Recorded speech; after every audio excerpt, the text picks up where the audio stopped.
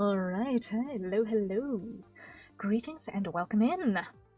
Let me just quickly do this one little thing. Because I was fixing some audio stuff, or trying to anyway, to see if I could get my mic quality a little bit better.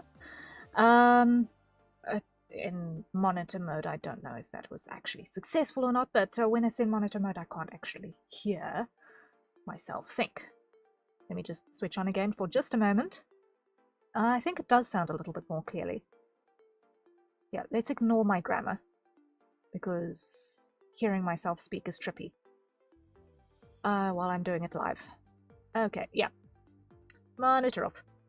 Okay, so hello everyone, greetings, welcome in. My name is Harrier Citadel, avian alien sentinel of Port Misthaven, perpetrator of creative chaos, and general maker of things. Welcome in, welcome in, welcome in.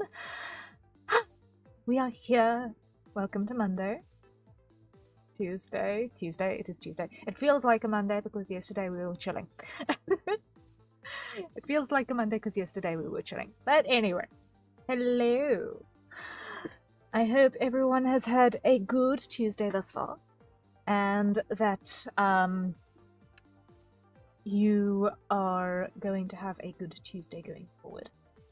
Today, the plan is a little bit of invisible productivity, so that means that we are basically going to have a work-along Zatsu. I have got no timers or anything that I'm going to be making use of. We are literally just going to be doing work-along, and I'm actually going to switch my category over here in Twitch. Hello, Moonshiro, welcome in, welcome in. I know I'm actually arting, but you're not actually going to see it in the art category, so I'm just going to quickly switch that from that to just chatting on Twitch side. Because you're not actually going to see what I'm busy doing. So it's going to be, as far as Twitch is concerned, this is a Zatsu stream. There's actually a work-along. It's actually a work-along, but hello, Moonshiro, welcome in. I don't know who the commission is, but they are very pretty. This is Zany. Zany is a long-standing ally of the channel. He is a character in a novel by the author who's using the character name as the screen name. He's got some very interesting lore about him. I really, really, really love the reference sheet. Every time I work on zany art, I keep going and gushing over how pretty the reference sheet is and how gorgeous the art in the reference is. It is one of the favorite refs I have seen. I absolutely adore Zany's reference sheet. You know what? I'm actually going to just quickly replace... I'm just going to quickly replace the image that is supposed to be my schedule with Zany's reference sheet so you can see what we're talking about. One moment, please. Because honestly, it's just one of the most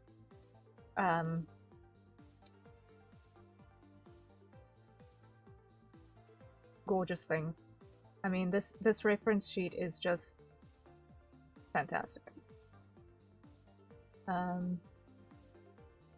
me just see. Can I scale this down slightly? Just a little bit. There we go. I mean, look at that picture. It's so cute. It's so cute. That it is the probably the cutest bowl of porridge eating ever to walk the lands. But yeah, very, very, very beautifully drawn reference sheet. Absolutely stellar work. Lots of information, cute little charms that are hidden detail over there. And then there is this gorgeousness, which is the awakened form as well. I don't know if the awakened form is probably the incorrect terminology. I have not yet read the actual literature. I think it's still in progress, but I'm very much looking forward to actually reading it when it does come out. But yes, we have drawn Zany on this channel a couple of times already. I have not really done anything with this form yet, I don't think. But it's super, super pretty. All of the colors, very, very, very cool. Love the character design. But yes, the idea is that I'm going to be doing a little bit of iteration in terms of another outfit for him, for this character. It's pretty much going to be earlier in the novel sort of an outfit. So we are not necessarily going to have... Oh, accidentally grabbed the wrong thing there. Accidentally grabbed the wrong thing there.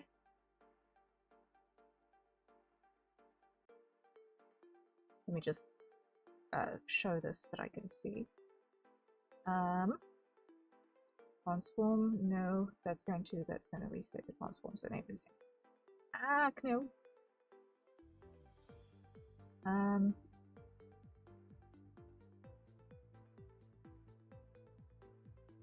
Center to screen. Okay, there. Now you can see it. Okay. So now they've got my schedule back. Now I can hide that again. Whoopsie. So yeah, we've drawn Zany a couple of times on this channel. It's always been really, really fun. But I'm busy doing another outfit for him. It was commissioned all the way back in September was when it dropped. But obviously October and November turned into a little bit of chaos. September was Donathon month as well. I think, yeah, August, September was Donathon month, and that went a little bit crazy as well. So I'm still iterating on that outfit design, and it is due on the 30th of this month. Or is it the 1st? Is it the 30th or is it the 1st? It is the 1st of December, it is due. So, and that's including a reference sheet, so I need to get this thing done. So I'm going to be working on that a little bit, and while I'm thinking about how to put things together on those iterations, I'm also going to be doing some emotes for Harrier as well, which were also commissioned, and those are also due now on the 30th of November, but I'd like to get those done pretty soon. In the background, I've got one out, but there's still more to come. So I've got to do a little bit of that in between everything as well. So yes, I'm working on those two things simultaneously this day, and yeah, it's a little bit wild, but we are chatting along as we go, right? As always, I hope that you guys have your hydrates at the ready. Once again, I have not got StreamerBot on today. I am 90% sure I'm going to just look for OBS native alternatives to all of the things that I would use StreamerBot for. I'm going to be using the kitchen timer that's due to arrive sometime this week to replace my hydrate timer.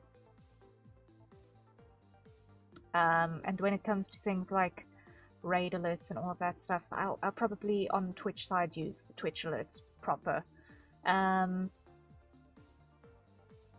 yeah, so I just need to figure out stuff for the YouTube side. I just need to figure out how to get the YouTube side to look right. So that is currently not as high priority as getting the deadlines out the way. So for the next couple of weeks, it's gonna be a little bit scuffed. While I try and catch up, but we are not far from being caught up. We're not far. So it's literally just this character design, the emotes, and Teo's rig, and then I am pretty much up to speed again with everything. Pretty much. It's just 2 out of 3 of those are really, really big jobs, but it's fine. It's fine. We make do. We are in control at the moment, and that's a good thing. So yeah. At the moment, my hydrate is water. So I have nothing interesting with me this day. What are the rest of you having for your hydrates this day while we are doing our thing? Let me just head over to where we're going to be working. There we go. So you can see all of the madness happening in the background. Not really, but you can see that stuff is scrolling. Let me just pull this across. I was working over here first. I want to just get these out the way as well. And I'm going to just move my camera this way as well. There we go. That should do the trick. And come close. There we go. There we go. So, what's everyone else hydrating with?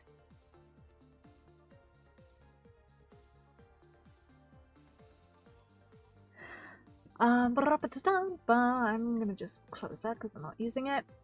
And let me show.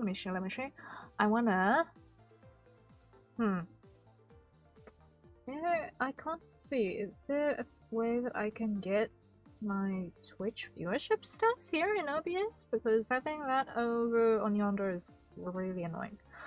Ta-da!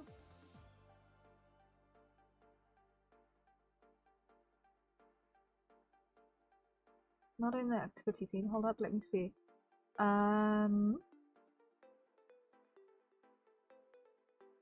Filter. Let's.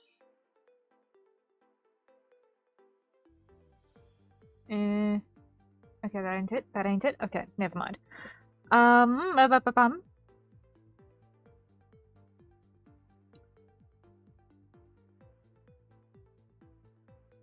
I want to see.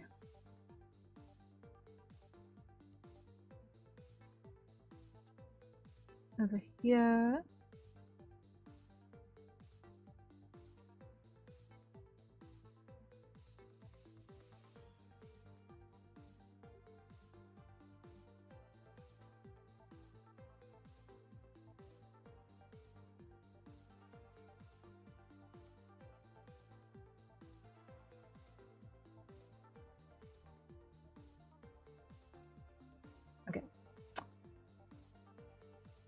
That should do the trick there. Okay, never mind. Okay, I'm not finding the thing that I'm looking for.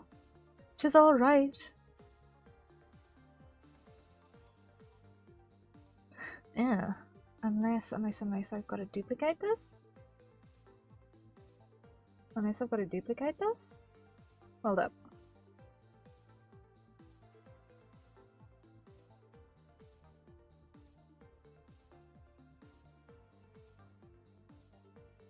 I think I've got to duplicate this.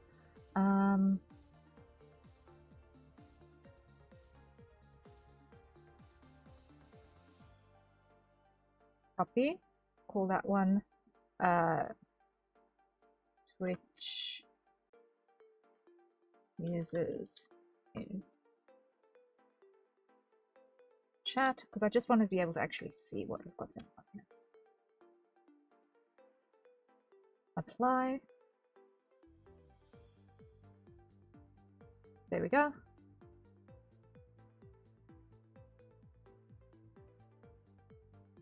Hide that.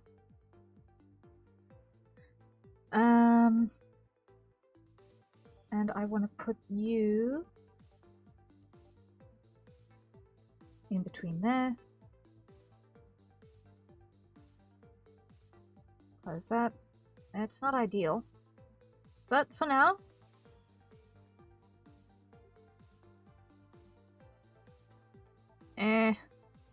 better than nothing.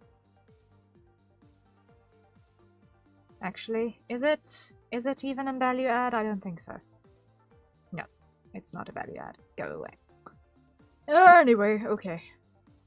Cease the procrastination this instant. Cease the procrastination this instant. Okay.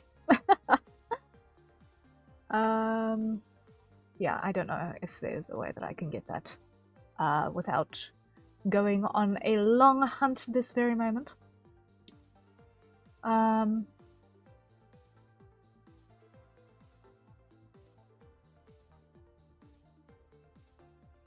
Yeah, I don't know if I can get that without going on a whole long tangent.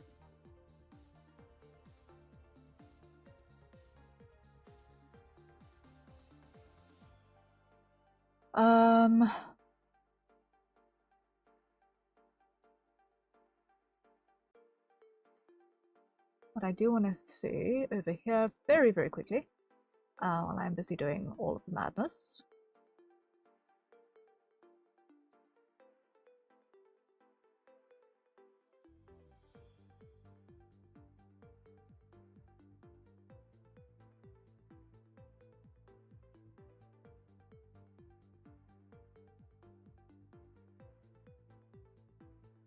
Let's see, that should do the trick, yeah.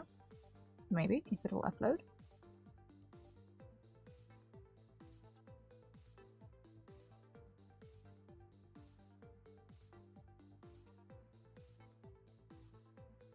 Okay.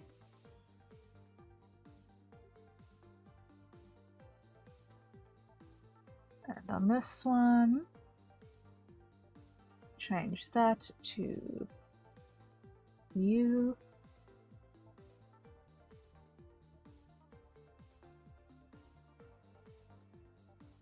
Just quickly doing a little bit of maintenance because otherwise it's going to bug me for the rest of the evening.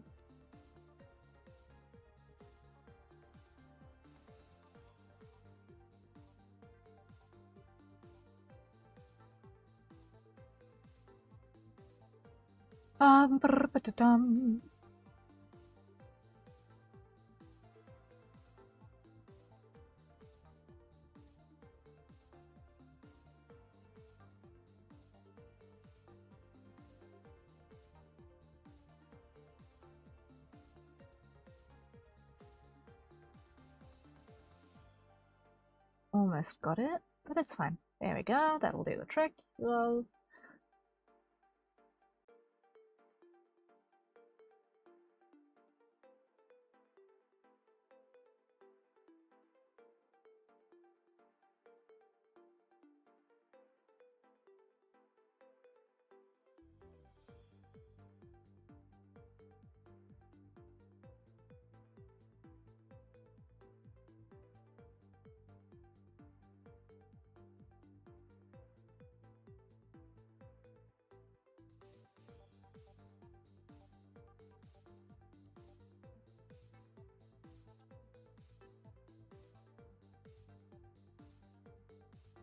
Now this one I'm going to switch to this.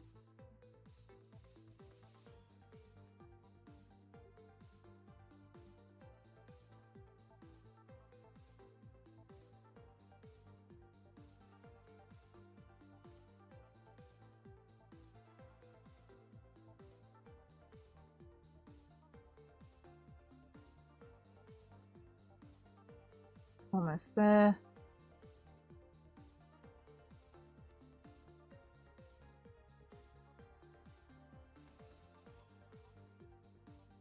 And let's see.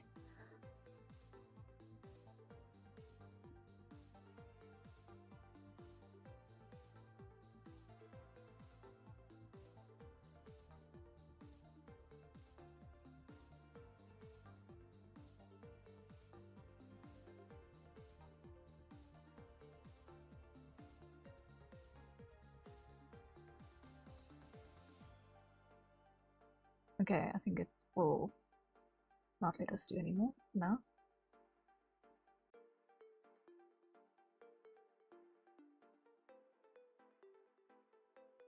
For some obscure reason.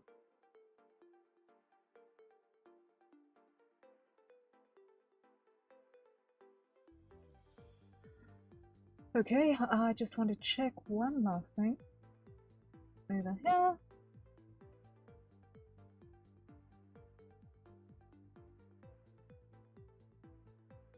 Okay, so that should be updated.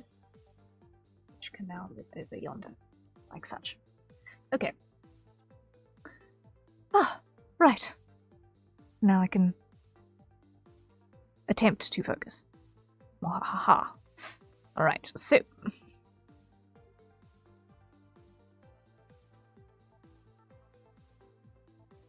add an overlay at 50. There we go. Put those two down.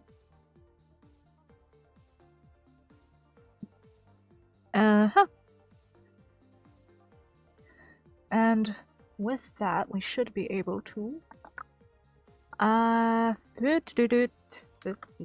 There we go. There we go. There we go. There we go. You know what? I'm just gonna get temp text down. Just say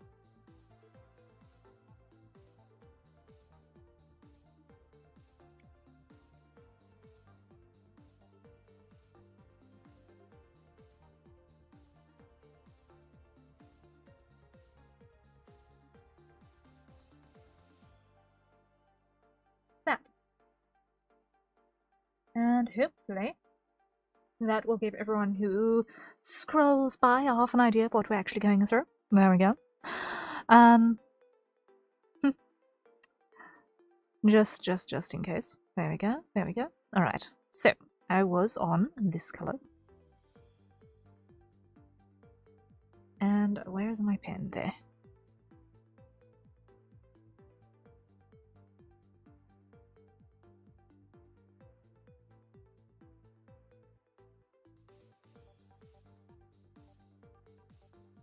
There we are.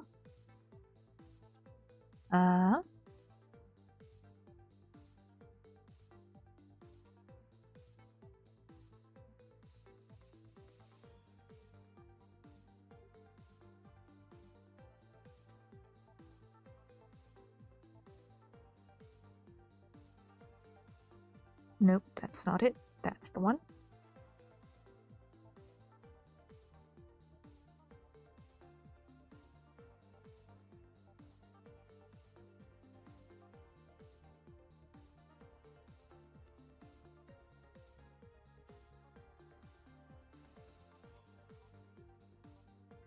And duplicate that and make it an overlay.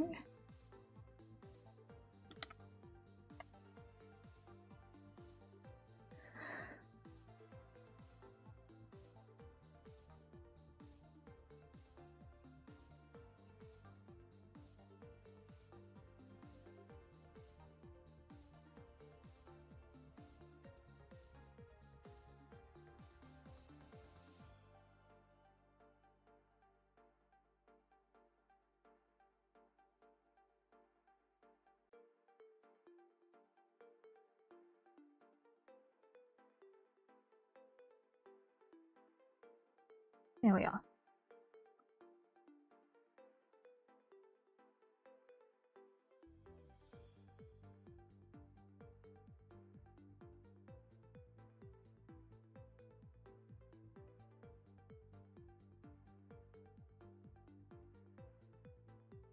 So with that,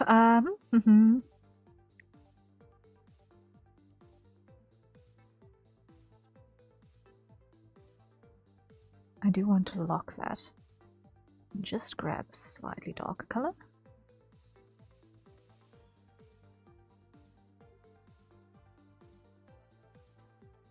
As well, there we go.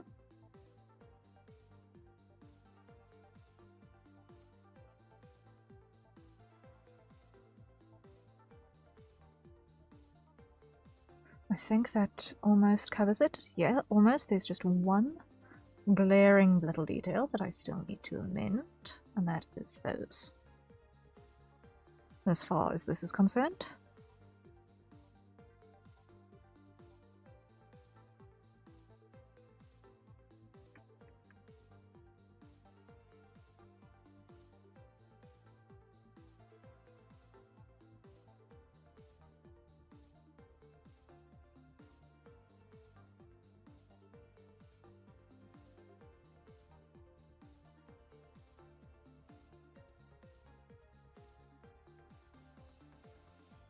And flip, and same thing on this side.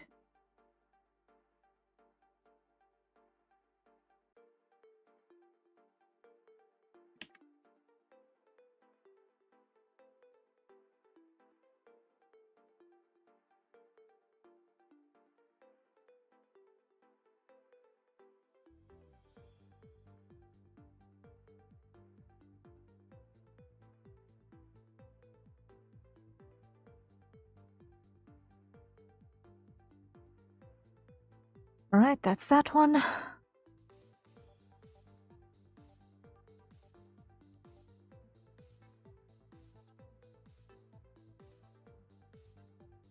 Save you.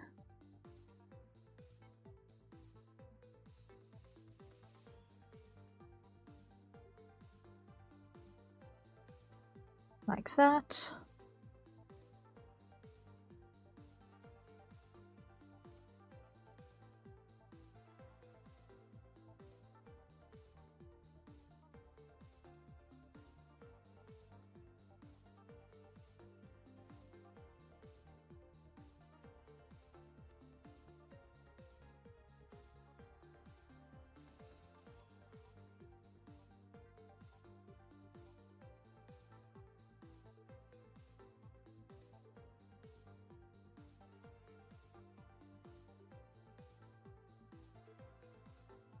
And like that.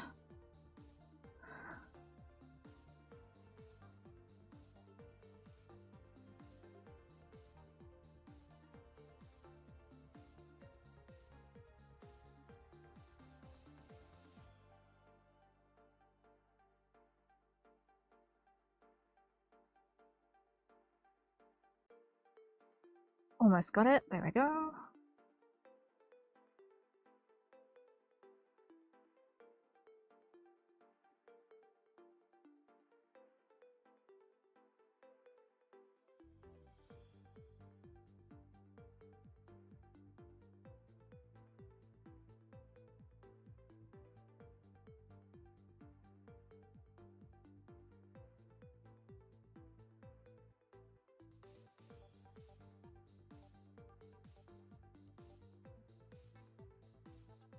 Okay, now what I want to do is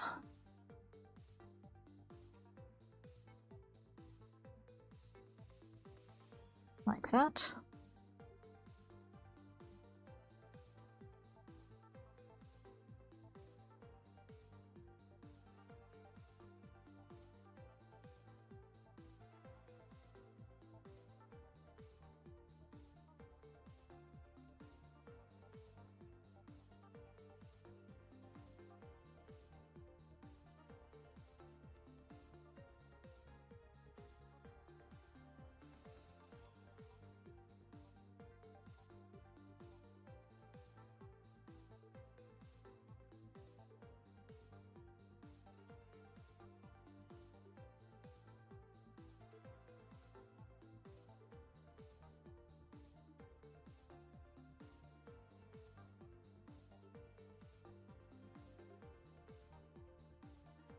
And like that. Now, here, clear that little bit.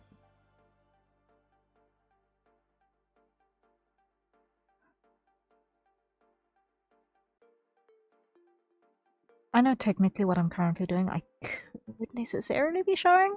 Maybe. I could have been showing this, but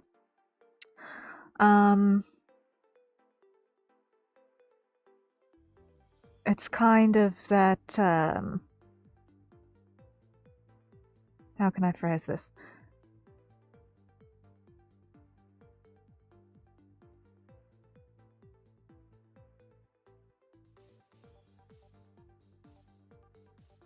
It's sort of the Rakugaki type job that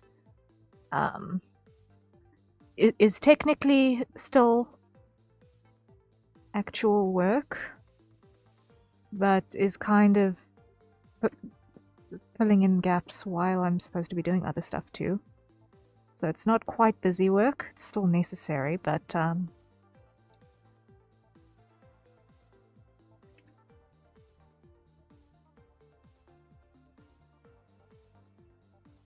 it could be argued either way which task should be prioritized first.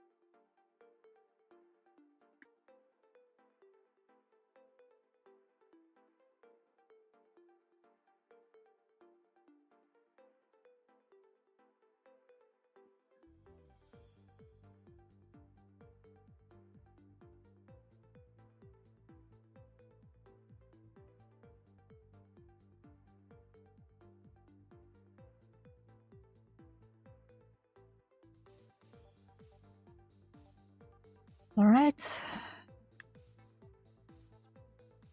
But it's fine.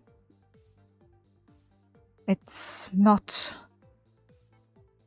a train smash either which way, which one we started with for the day.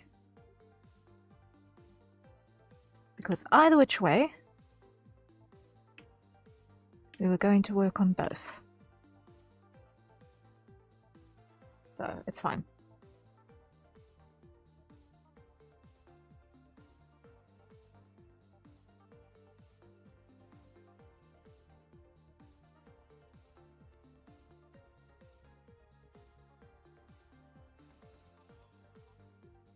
Let's put that in a group because I'm going to need it.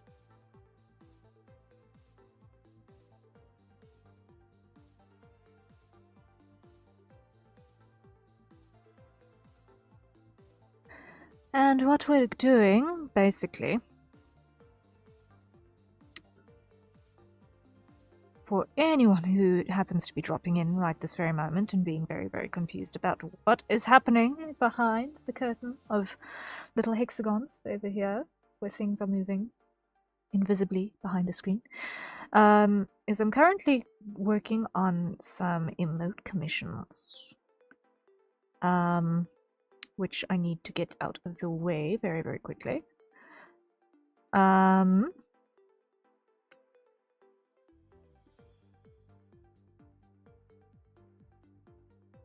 And with which I am nearly complete.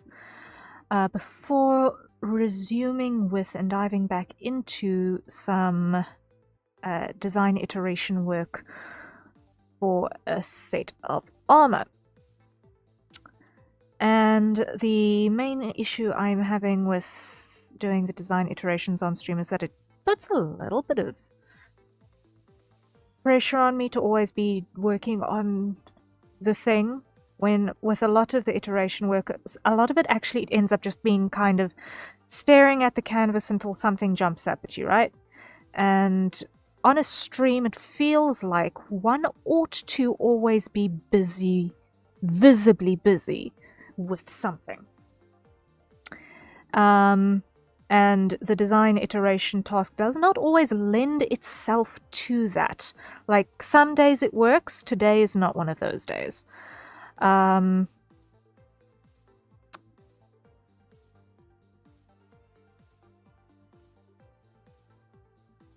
And rather than subject you guys to watching me visibly bash my head against the proverbial wall, trying to keep something on screen moving when I need to stare long-windedly at my bases and see what I can come up with. I figured that doing invisible productivity where we can just cooperatively plug away at various tasks would be a bit better. Like, even while I'm currently busy coloring in emotes, I'm still thinking very hard about, okay, what am I going to do with, for example, the greaves on one of the iterations? That is the current thing that is currently sitting in my brain is, okay, the greaves on this one iteration. How do I want to handle those? What do I want those to look like? For anyone who's not familiar with plate armor terminology, the greaves are the lower leg armor that covers the shins.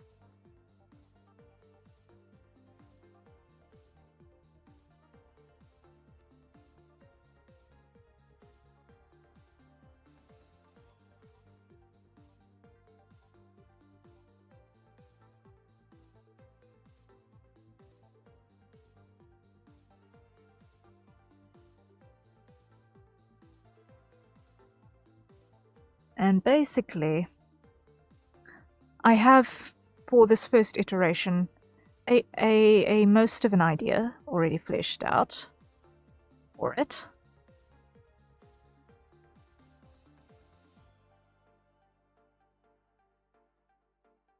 but it just needs a little bit more polish.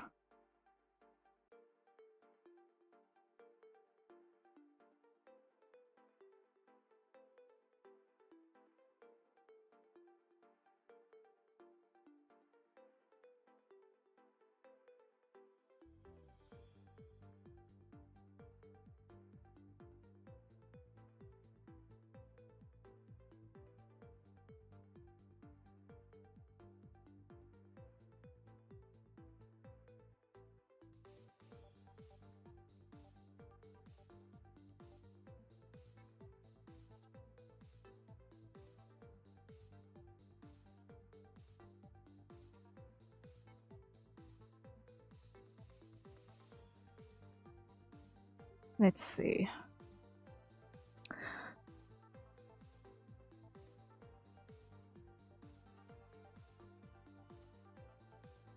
I am almost done with these emotes.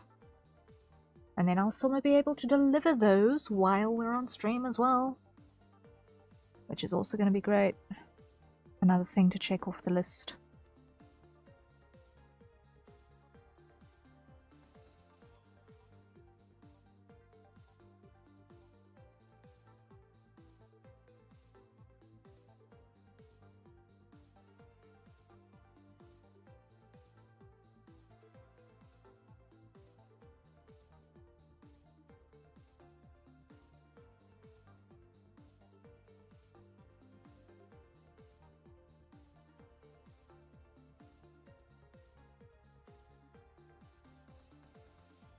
Oh, wait. This needs to be like that, because that one is that color. And that one is white.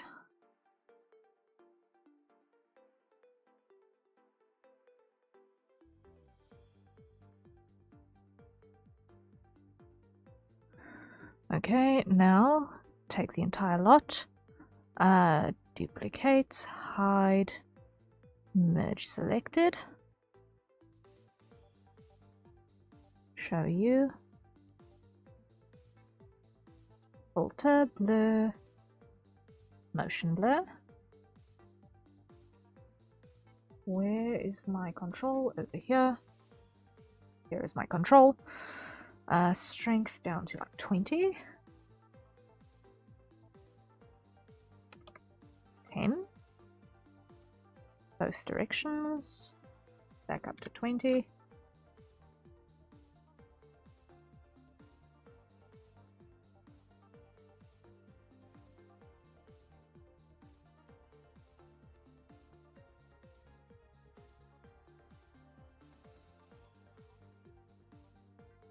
Let's make that 15.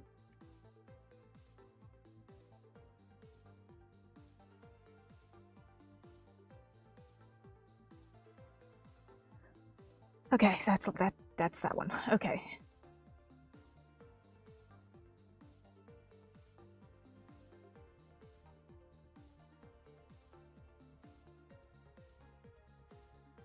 Save.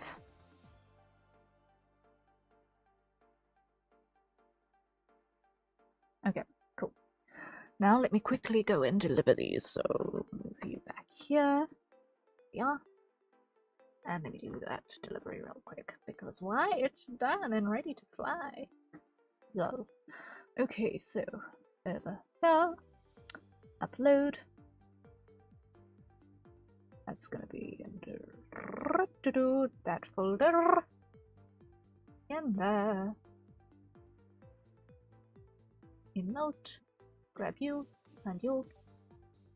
I can only upload one at a time, fine. There.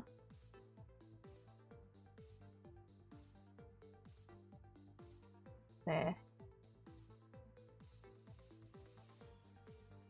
And there.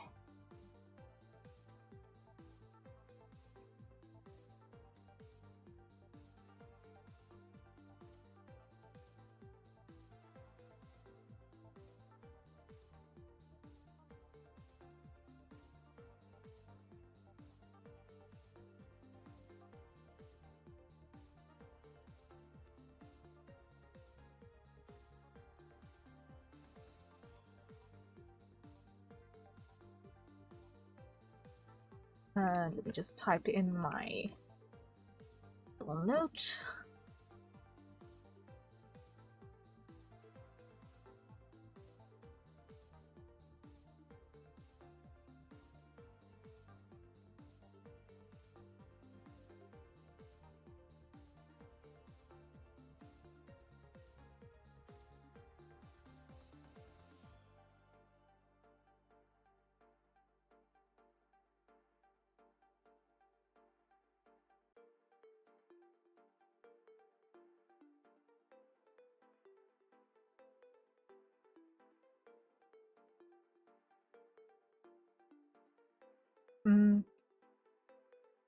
I want to just see.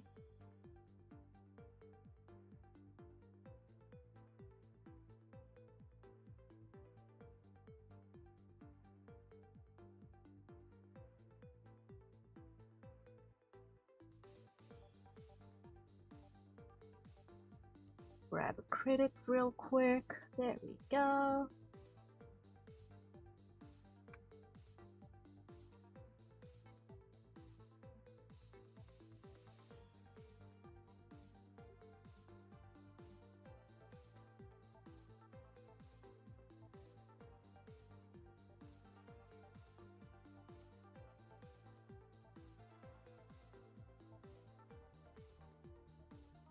And add them here. I want to just grab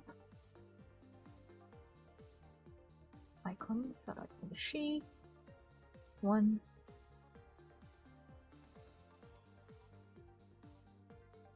2, and 2.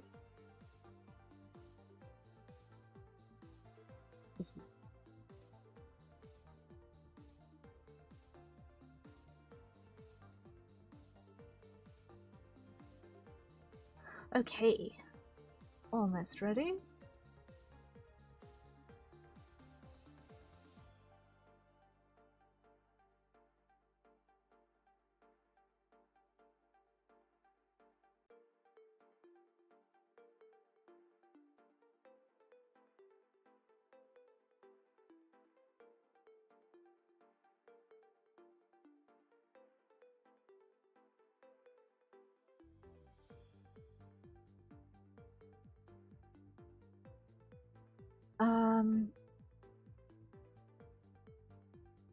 Save draft. There we go. Do later. Let me just open up the loyalty card, open that, and fill that one in quickly. Next,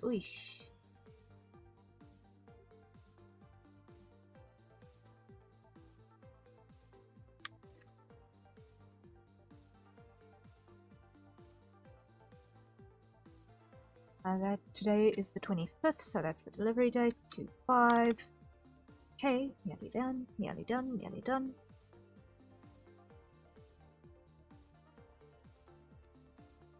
Uh, 8 to 11. That's a big gap. Okay. So file.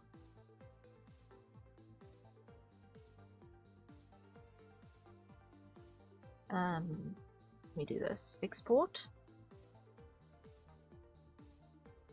2025 11 25 1. Save. Okay.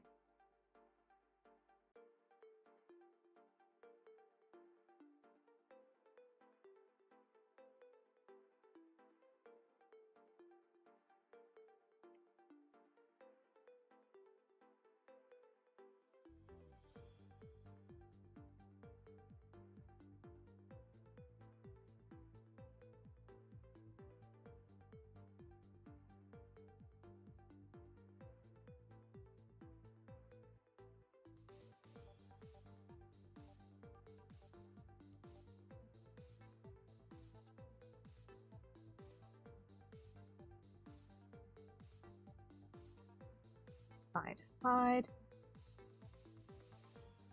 hide, hide, file, export, PNG. 25, 2, save, okay, save button, yeah, yes, yes, yes, yes, super. Submit, open the chat, and attach the things. Loyalty card version 1, open.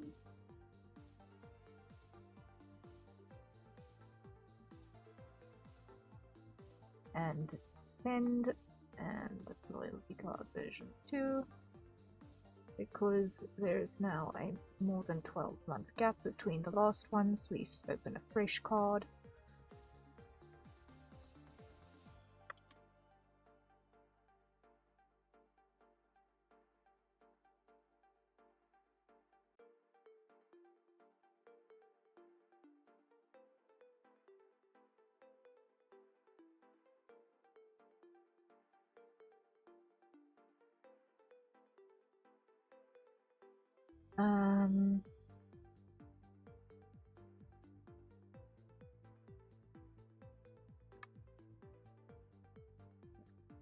Shouldn't need to spell that out.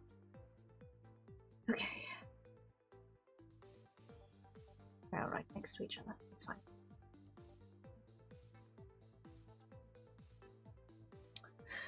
Okay. Collapse you. Collapse you. Collapse you. Save and close you. Because I'm done with that. Now I can only have my iterations open. Yay! Save. This I am not working on at the moment. I want to be over here. Okay. So, let us see. Let's see.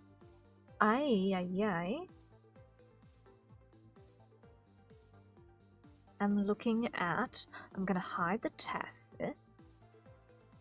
And let's see. I wonder. It is now 54 minutes into stream. I think it is time for our first hydrate. So everyone, acquire your nearest safe for consumption beverages and let us take a sip. Yes? Yes.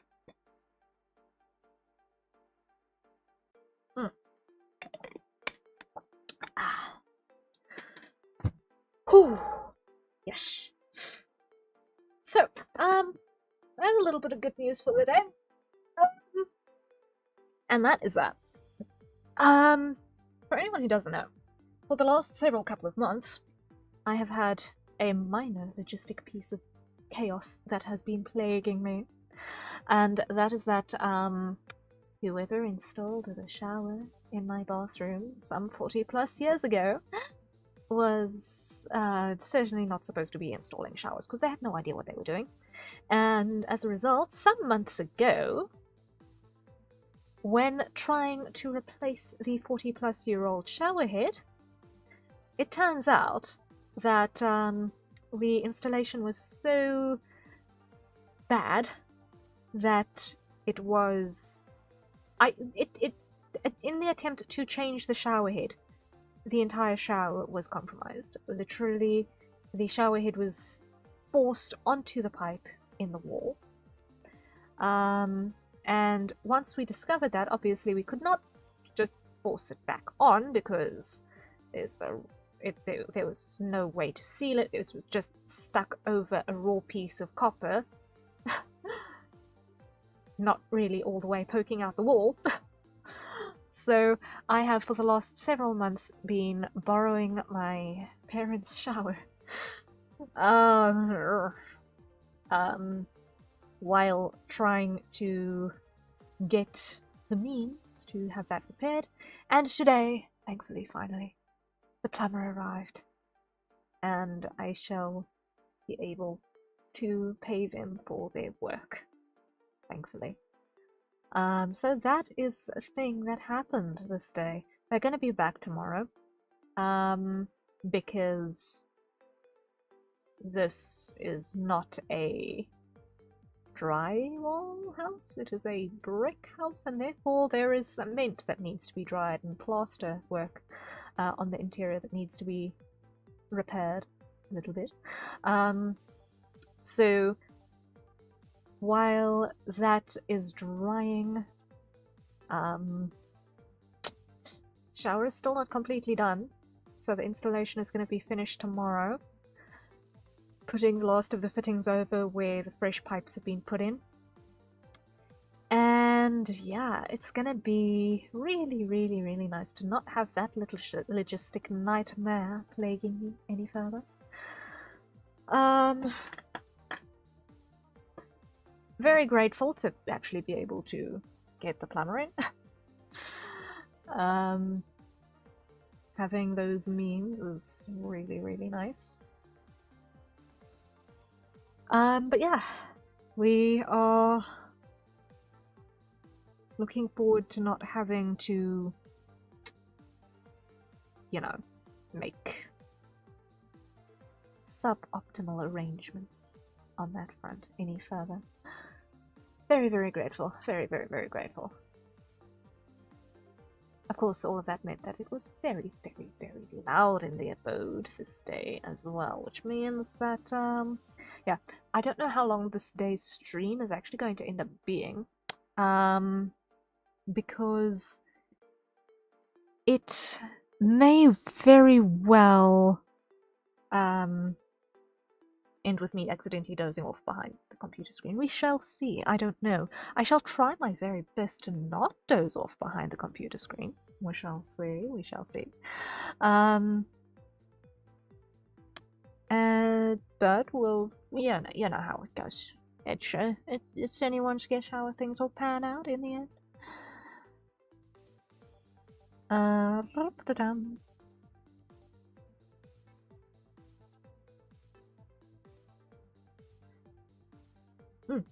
But I did also find out today, because I was able to finally actually open my Discord messages and see with a brain that actually thinks earlier today.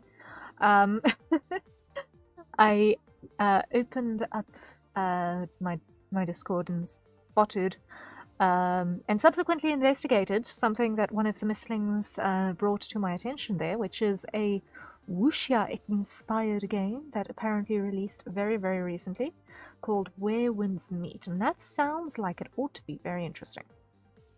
Like, the martial arts genre has its charms. I think that's the best way I want to. It has its charms.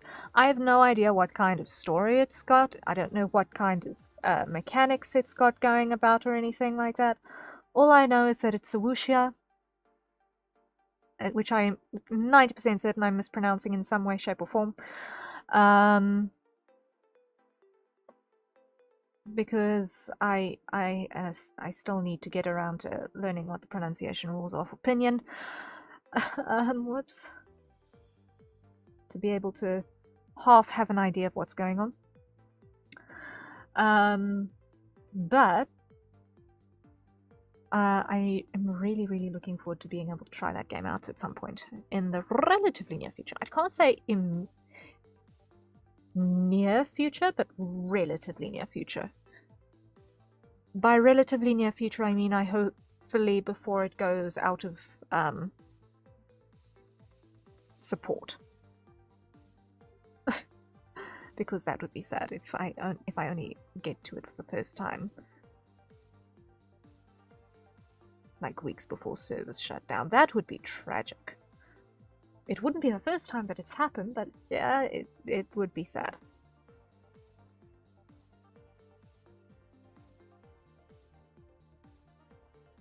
I know there's something that I've been wanting to try out for a really, really, really long time, and then I finally get around to it Only to find out, nope, this thing is shutting down soon. Can't remember what the last one was, but I definitely remember it happening previously.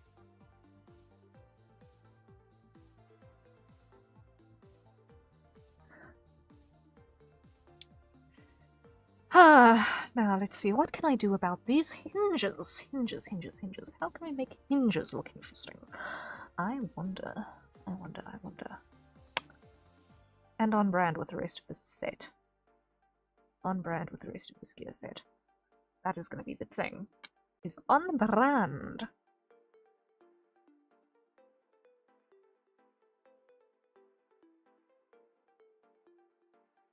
Let's see.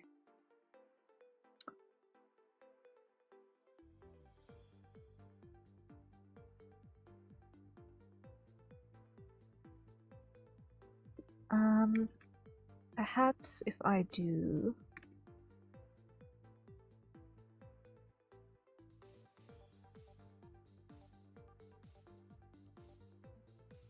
something like that, maybe?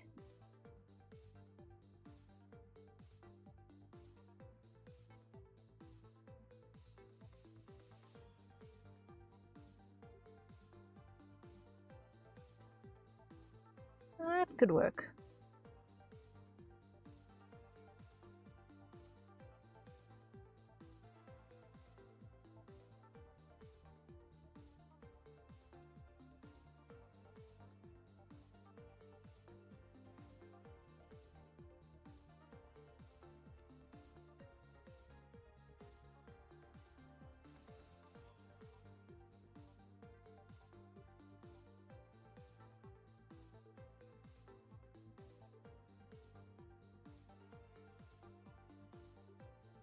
If I can shape that a little bit more interestingly.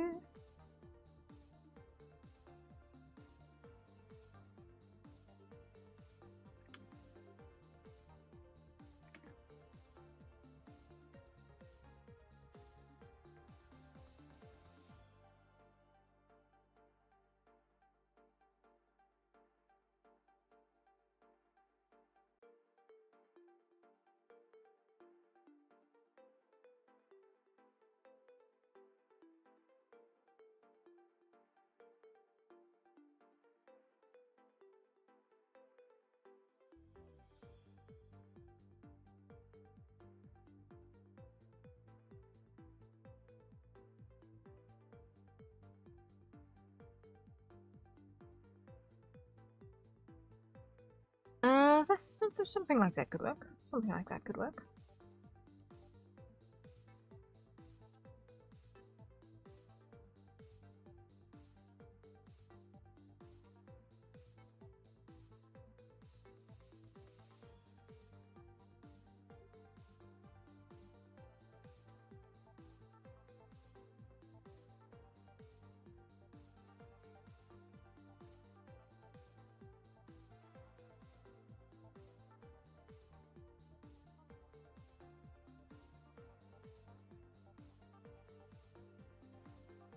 Hides the hinges, but it serves the job. That'll do the trick. That'll do the trick.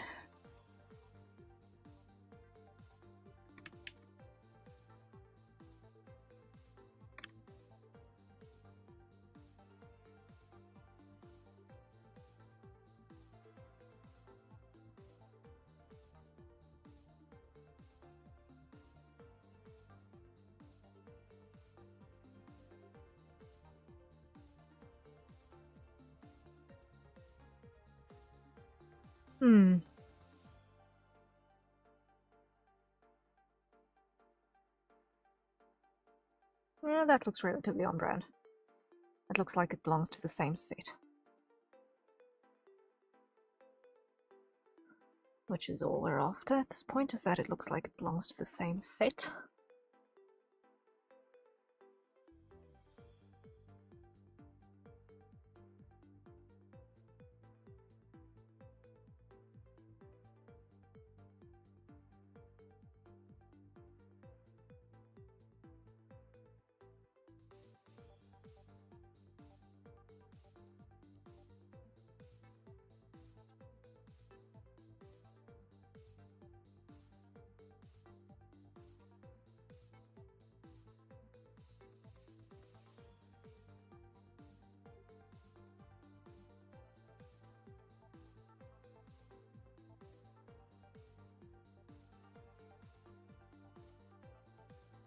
Something like that.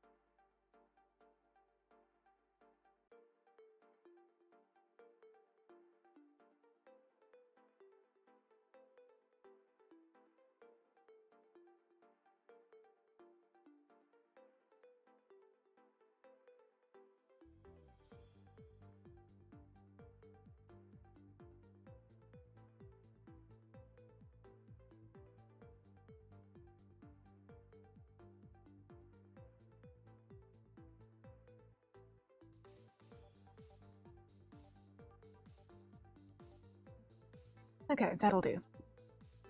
For that section anyway. Because the braces are as on the reference sheet, so that's fine. Yeah, in any case. Let's see.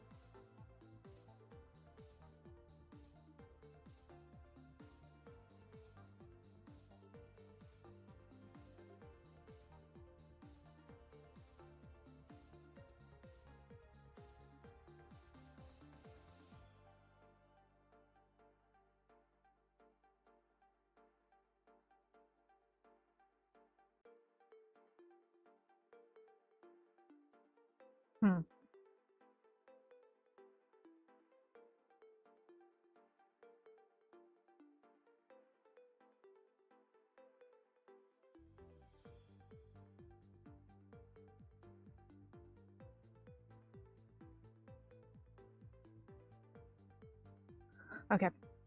That will work, I think. Now I've got to do back view, I think. No. I'm not going to do the back review and the iterations. For now. I don't think. Because why? That's more work. Or less obvious.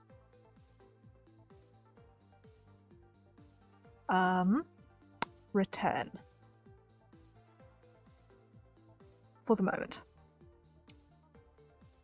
So what I'm going to do is I'm going to do a layer, which I'm going to call back mask. And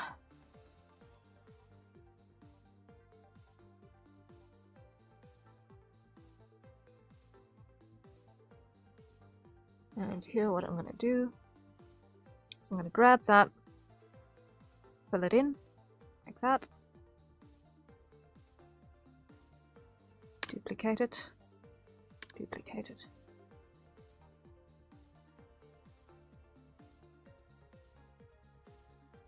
put one in there,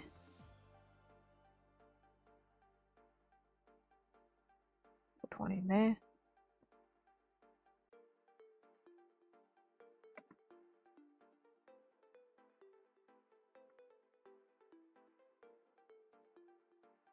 Move the lump.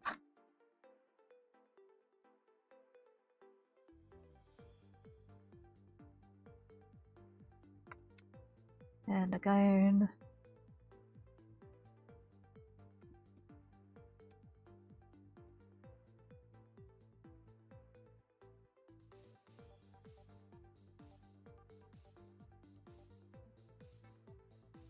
Grab white. Lock. Fill. Lock. Fill. And lock. Fill. Great. Okay. So now with those hidden, I can just focus on the front sections without worrying about what's happening in the back. Okay. So first let's hide that and that. Let's look at the tacit now, because that's the next thing that needs to be customized on this.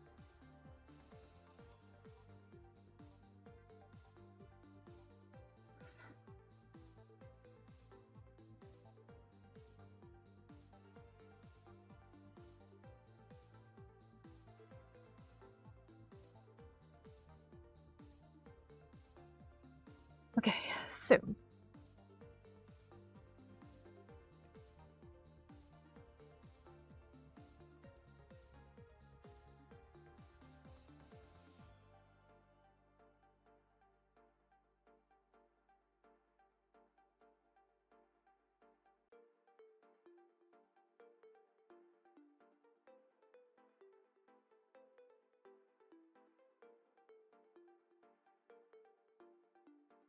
something along those lines. Let me grab a ruled line.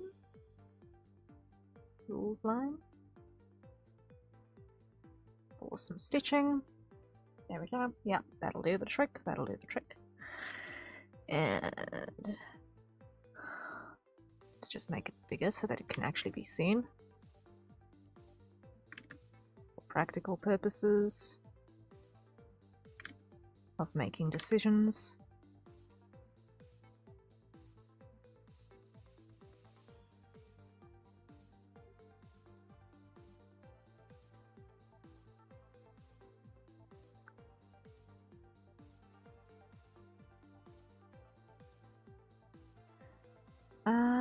And it would help if none of that were on the full layer.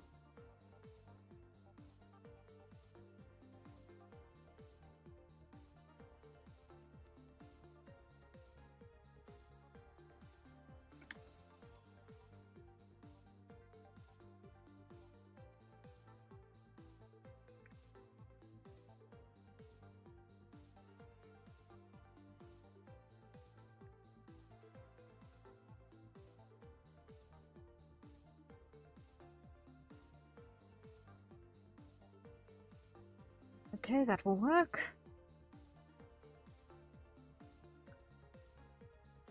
Over here, what I'm going to do is I'm going to add a loop, maybe.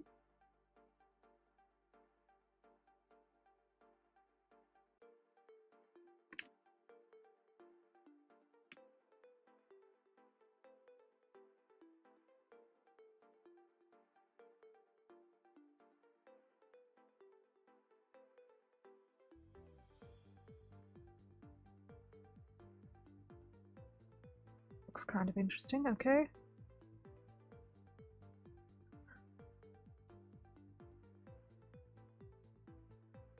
And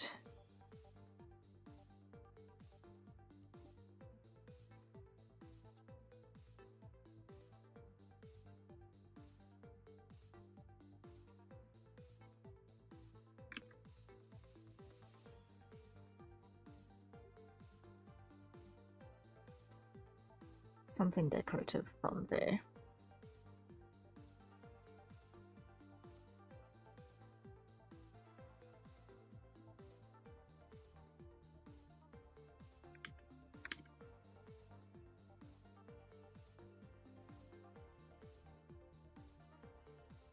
Something like that, probably. Okay, that looks immediately more designed. Wow, okay. Yay! That's one victory. I will take it, I will take it, I will take it. Yay! We will take every little victory we can grab our little paws with. Or with our little paws. I think that's more probably the more appropriate way of phrasing that. Grab with our little paws. Just. Okay.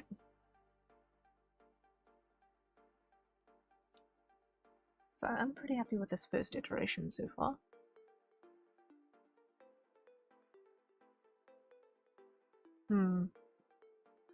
Now, let's see.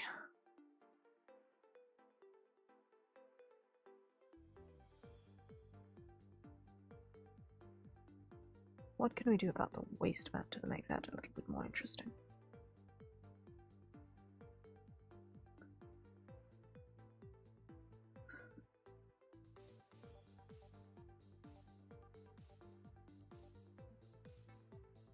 The belt sits up there.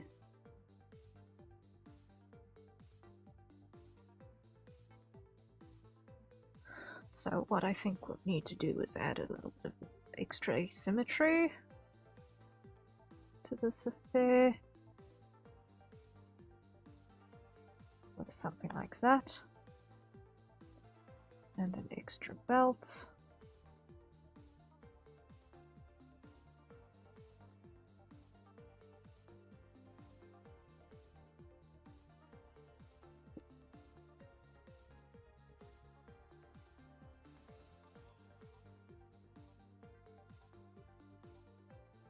Goes through like that.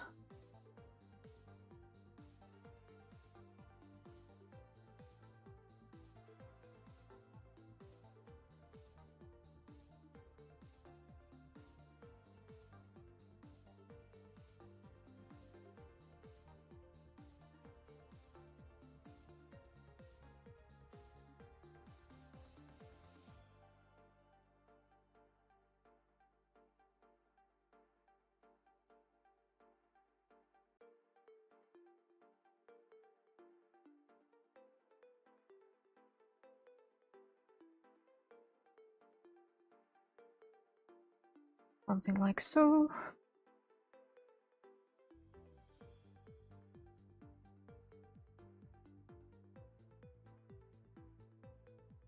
Okay. I'm happy with the way that is responding. And who just opened my door?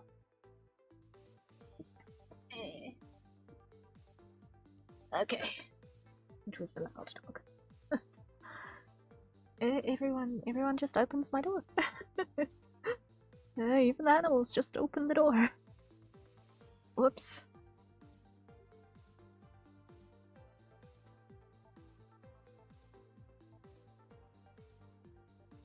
Okay, I'm pretty happy with this first iteration.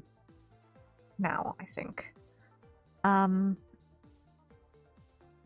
So the only thing I think left to solidify on this one is going to then be... Oh, thank you. Greatly appreciated. Coffee! Guys, we got a hydrate. We got a fresh hydrate. Yay! So, I think, actually, given the fact that it is now basically a half an hour since our last one, I think it is time to actually enjoy one. So, everyone, acquire your nearest safe for consumption beverage, and let us take a sip. Let us take a sip. I believe. Let me just go over to here. I just want to see once more. Yes.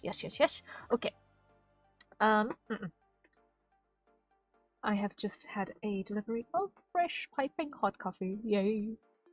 Oh yes, very hot. Indeed, I am not going to be able to have that for another at least 5 minutes.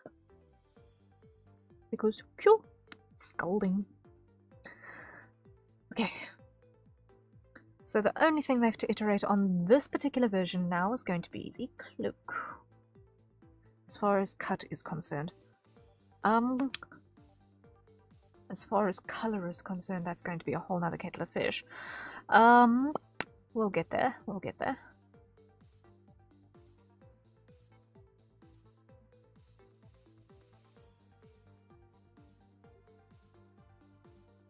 Color and contrast I can always sort out after we've got the cut in place.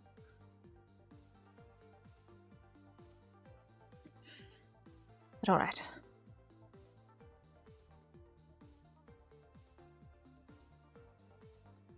If I pull this one out for a moment. And I just reduce that one's opacity so that I can see.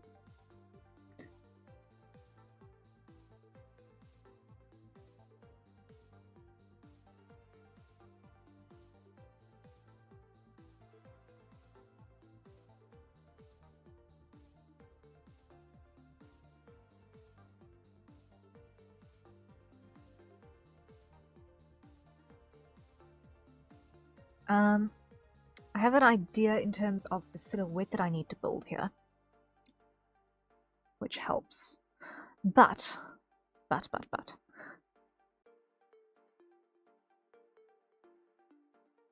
I want to see.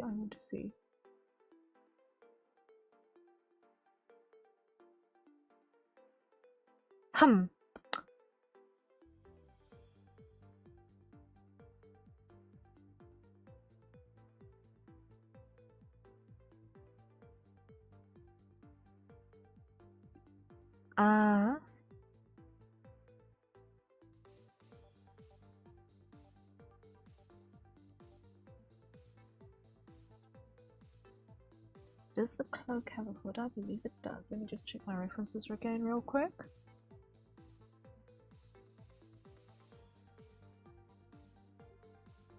Do I have a file? Open. I believe I compressed it all in here. Refs clip, yes, I did in fact. Okay.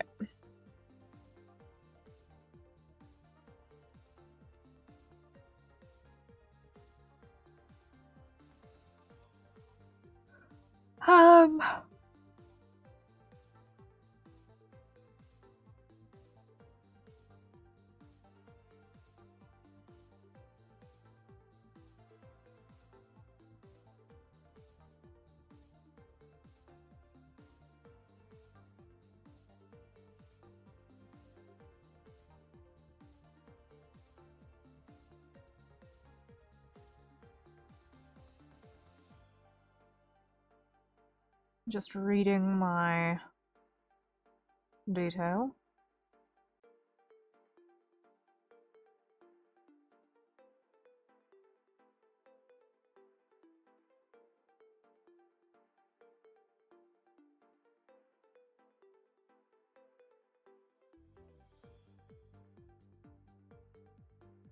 Okay, no hood. So it's more a warmth cloak than a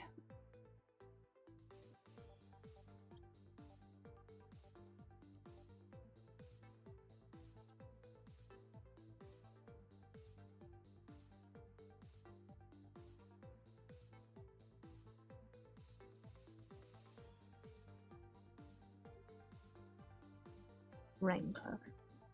Though a rain cloak would probably be useful. Let me do this. I'm going to give it a hood for practicality. Because why? This is traveling gear. And there is no substitute for a good raincoat while traveling.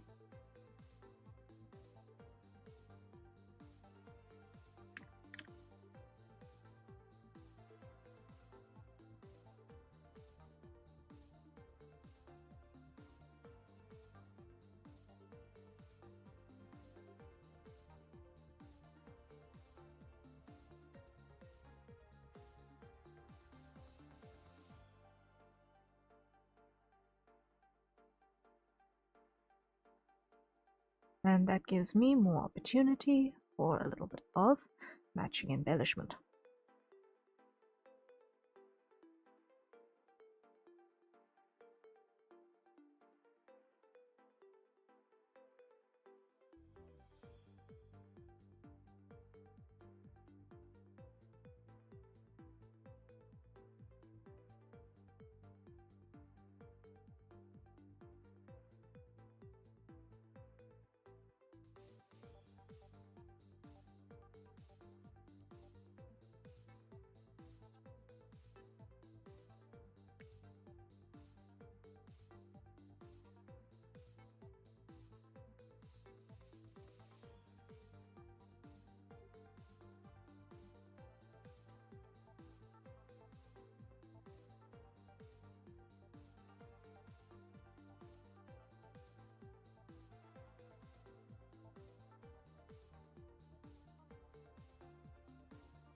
Okay, that'll do the trick there.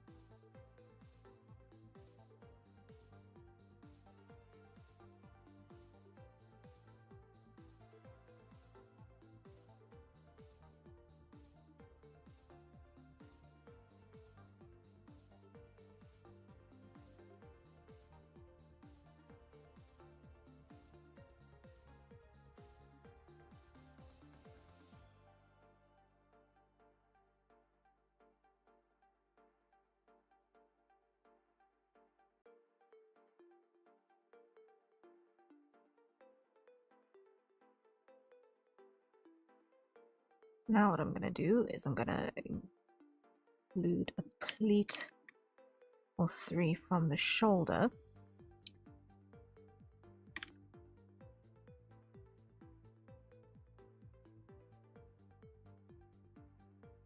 Which will give extra flair for extra maneuverability.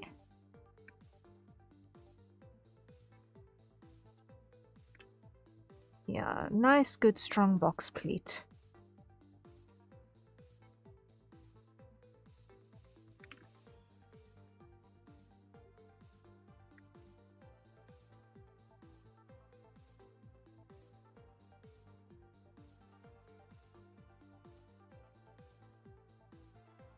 Really carries.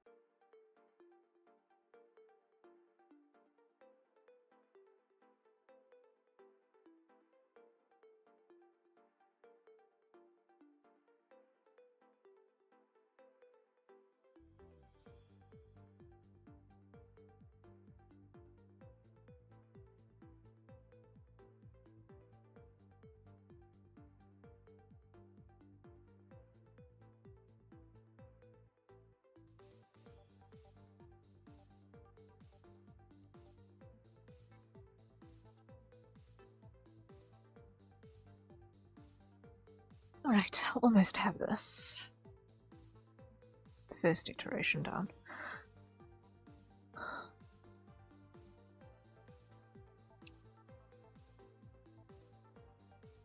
On the cloak, anyway.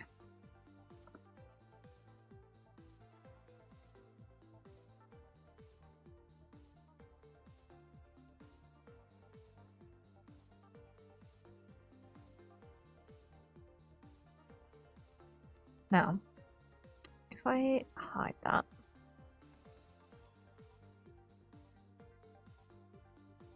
and I go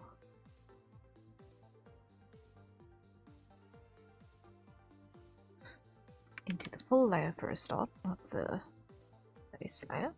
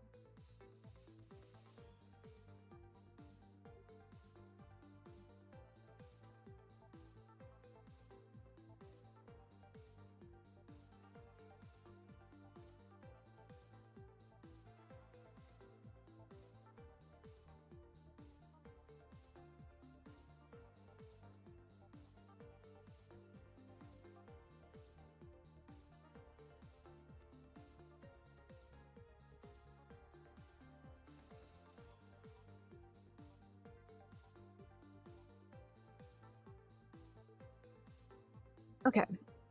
That should then cover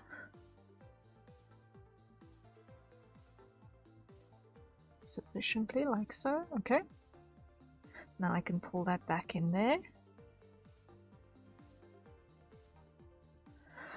And can now do my adornments. I think as far as basic structure goes, that's actually probably a pretty good one to copy. Maybe. We'll see. I might do some more drastic variations on the thing. But, let's see. When it comes to... When it comes to a cloak, this needs to have some sort of quick release. What sort of a quick release will work well?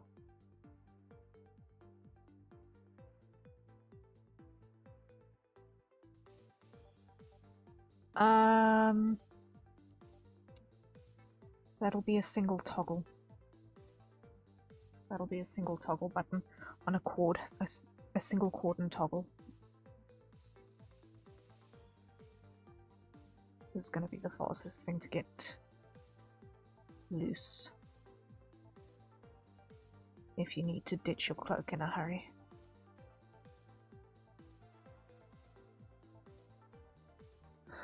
Yep, that's going to do the trick.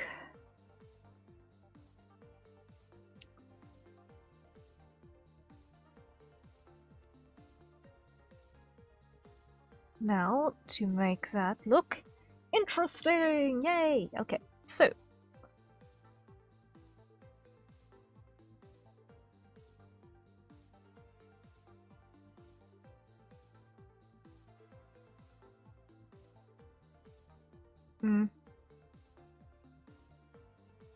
I wonder.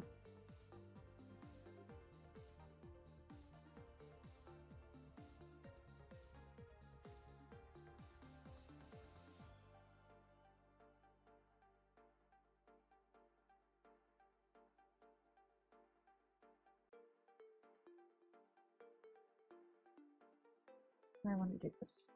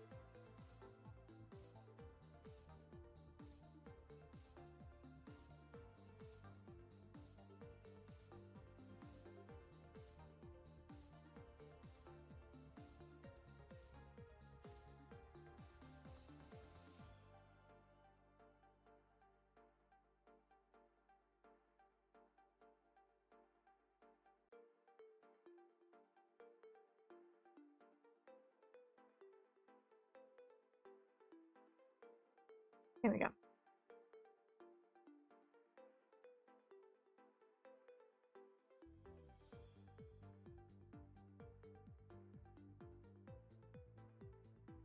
Let me see. Now, what can I do with the next piece?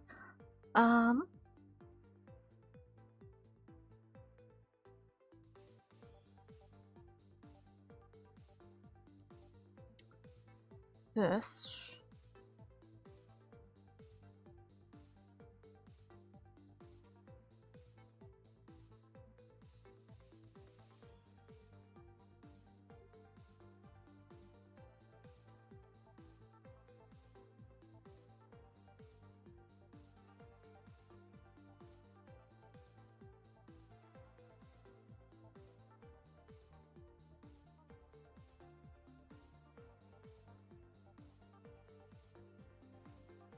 Mm.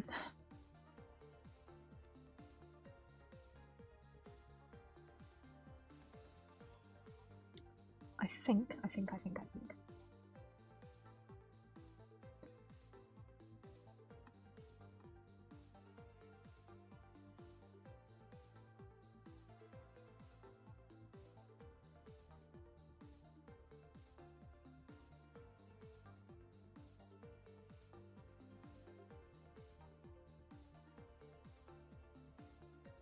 Something along those lines.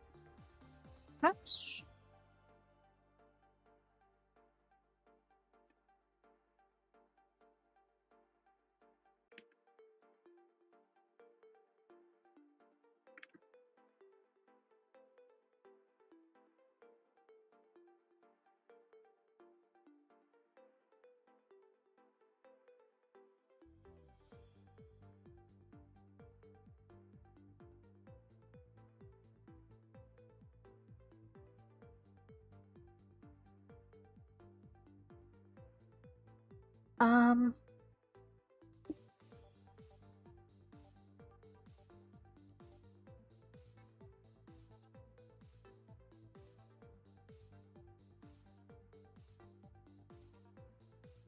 I'm thinking.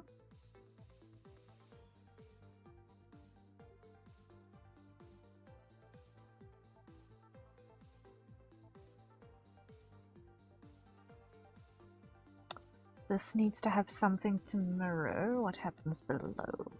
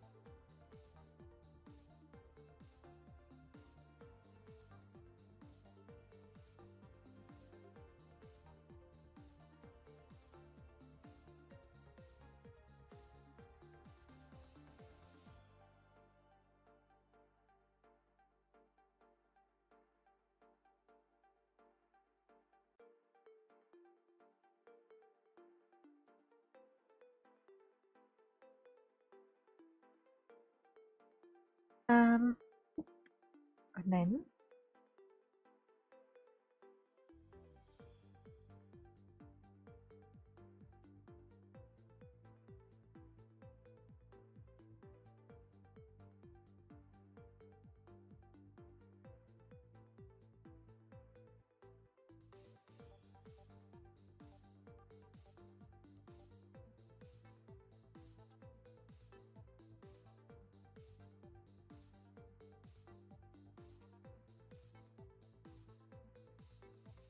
let's give it a detail over here as well.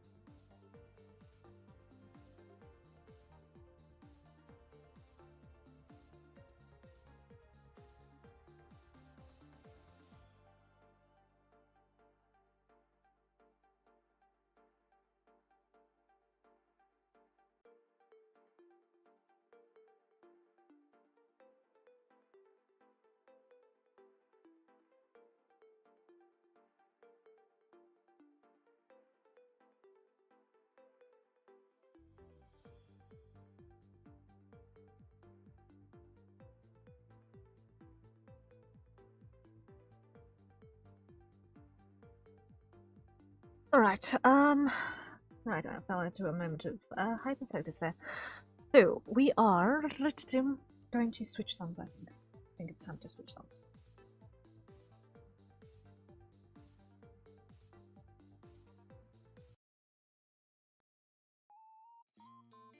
Something else. That one feels comfy.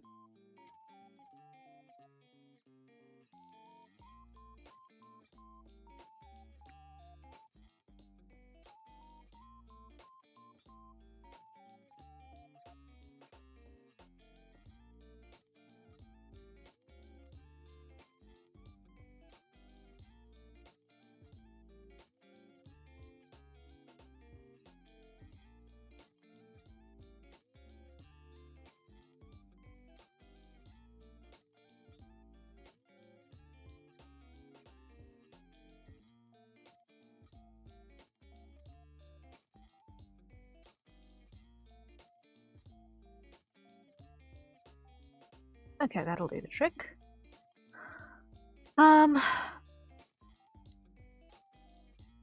Perhaps. We'll go into...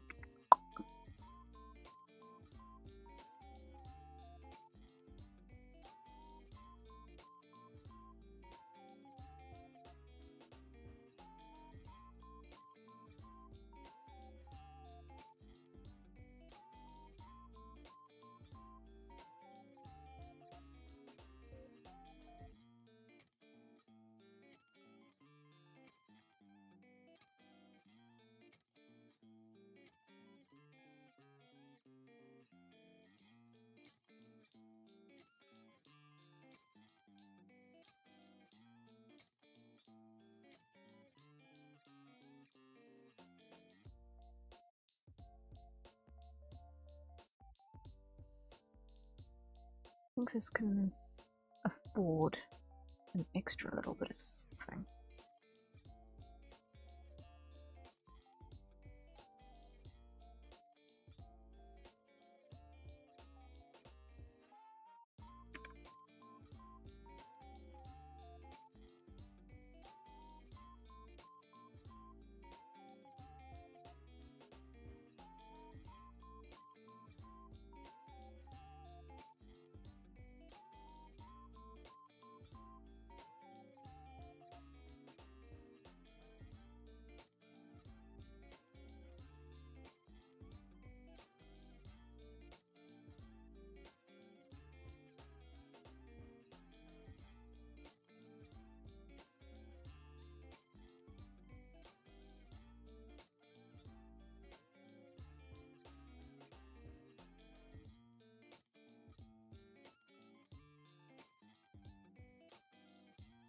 Okay. I think as far as that one goes, that's about as much as I dare add to it. That looks complete-ish. Okay, we've got an iteration. We have an iteration! Yay! We've got a victory. We have a victory, guys! We have a victory! Hooray! Hooray! Woohoo! We've got a victory. And I think with that, we can celebrate. With a hydrate. So everyone, acquire your nearest safe for consumption beverage and let us take a sip. Woohoo! I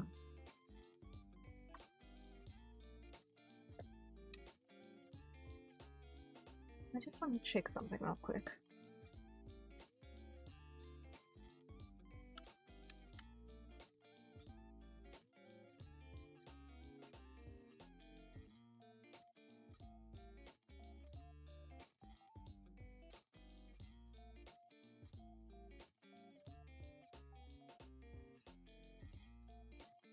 It's probably the better place to be. Okay.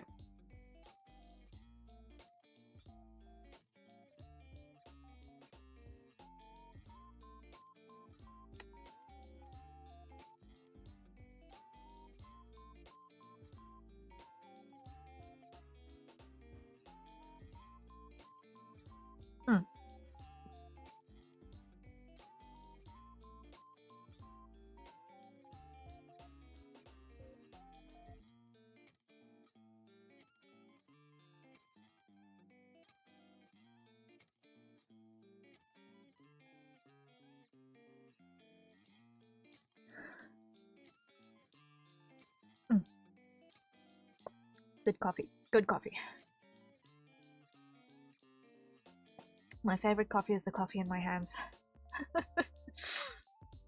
Man.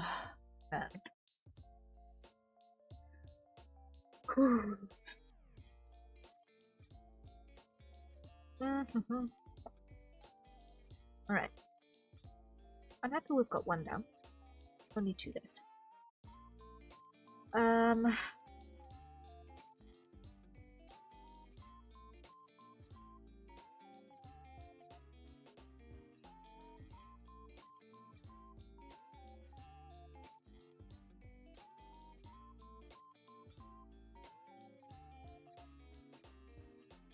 I'm trying to think now as I'm looking at this next iteration.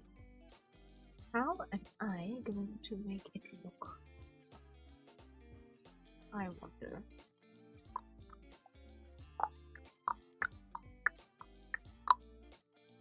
I wonder.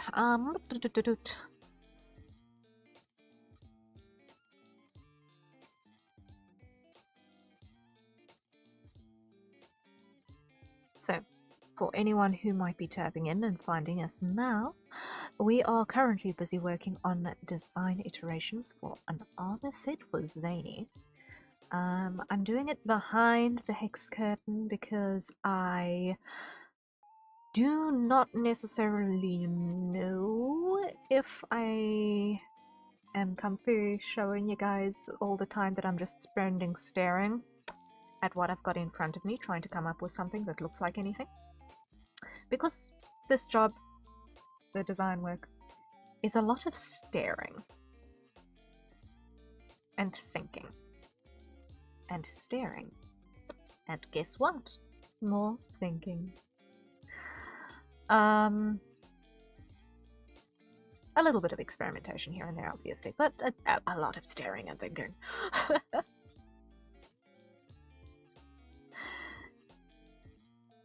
So I'm fairly happy with the first iteration. Silhouette-wise, it's very safe, I think. Ultra safe on the silhouette. But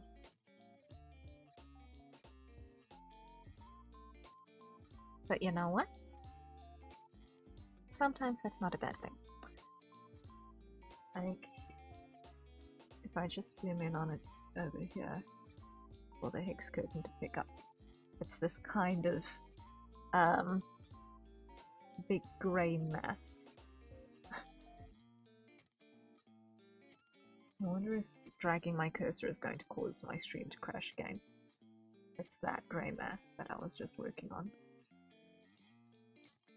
Okay, my stream didn't crash. Last time I tried to use my cursor, my stream crashed. Whoops.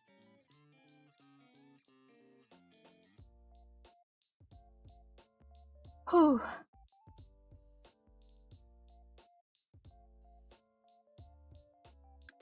I wonder.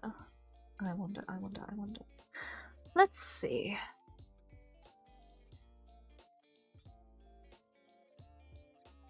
As far as what's happening on the base layers goes, I don't really think I need to do... Okay, I might need to do a little bit of customization for the stuff that gets seen on the surface.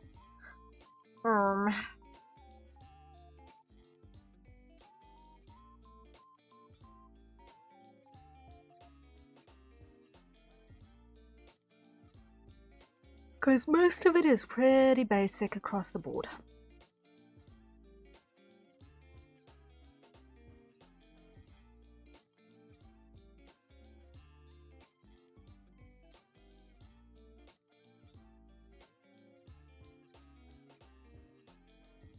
Okay, but let me just hide the cloak so that I can see what I've got on the other one. And hide the tacet and belt.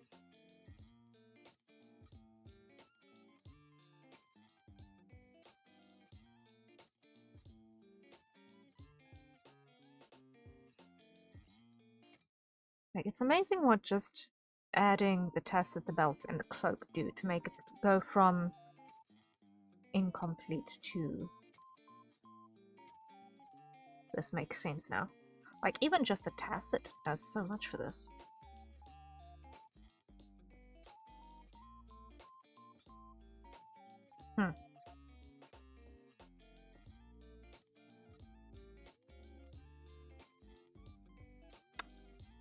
I don't know. Interesting times, interesting stuffs.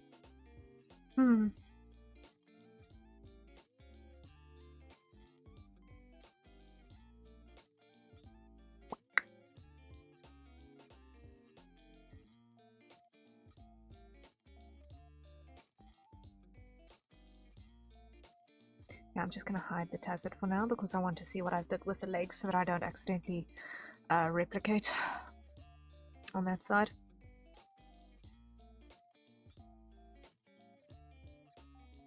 Version 2. So, hide the cloak, hide the belt, hide the tacits.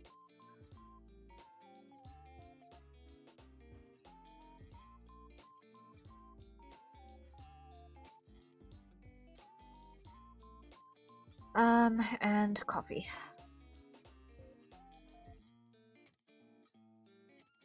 It's starting to get cool now, so I don't want it to necessarily get a chance to get all the way cold.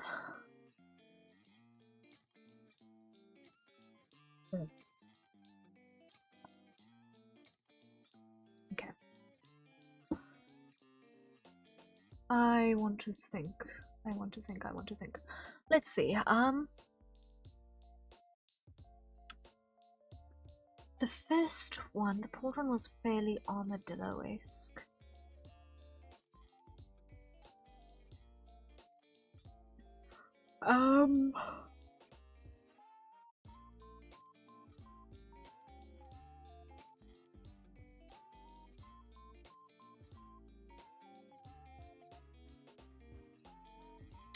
And while the overlap is desired, according to the briefing, I wonder if there's a different way that I can skin that particular cat. Also, I need to look at a different methodology of handling the breastplate, because I want the breastplate to be able to compress, because otherwise he'll have a hard time moving both arms forward and crossing past each other without limiting his range of motion. So the breastplate needs to actually be able to compress around the pectorals and collarbones as the arms move forward across the torso. Important little note on maneuverability on that front.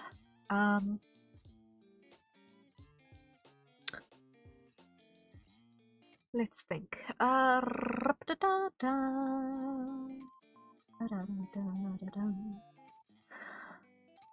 want to do... You know what? Let me start with the underlayer. And then I'll figure it out from there. So, hide the armor on that one and also on B1. So that I can get a sense of what is happening here in terms of cuts and layering. Now, the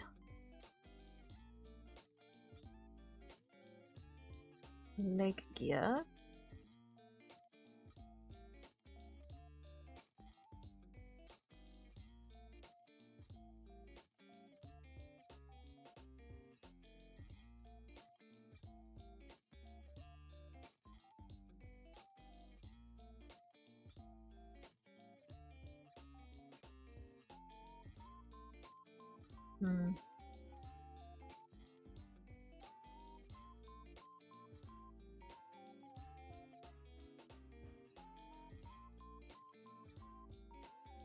Okay, so the chap on this. I'd like to replicate what I did with version 1 in terms of the chaps, in terms of having it go over the foot a little bit more. So,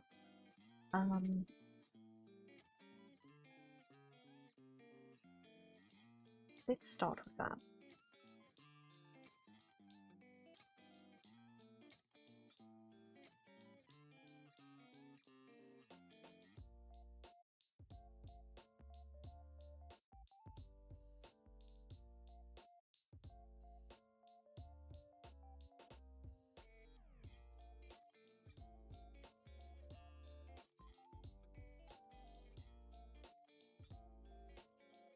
Why? Because that was something that generally just makes sense. And we like things that make sense when we are designing practical wear, even if the practical wear is going to be ultra extra, because fantasy realms, if it makes at least a little bit of sense, it shall serve the story better than if it were ignored.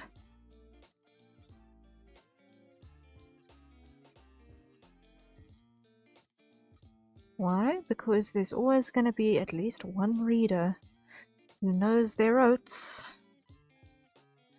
and gets frustrated when they read something that does not make sense or see something that does not make sense.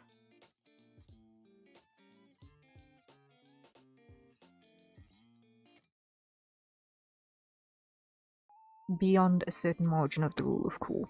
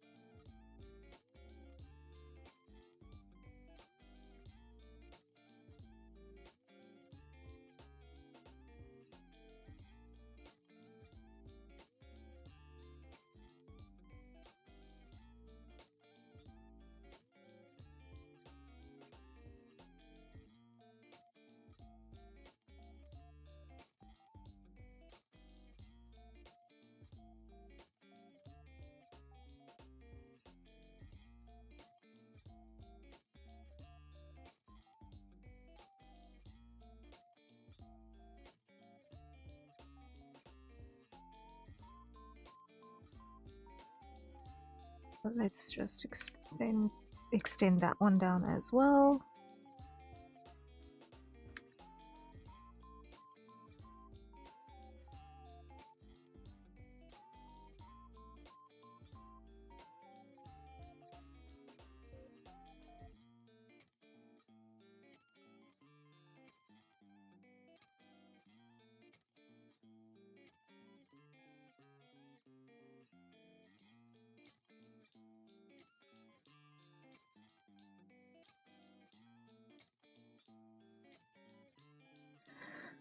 All right.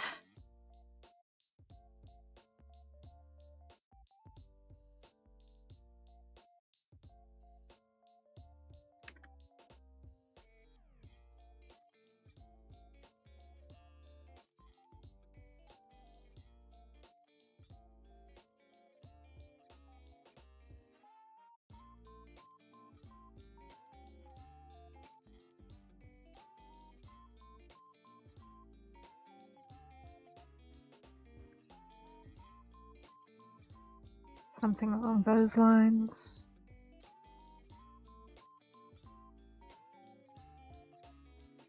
Pull it out.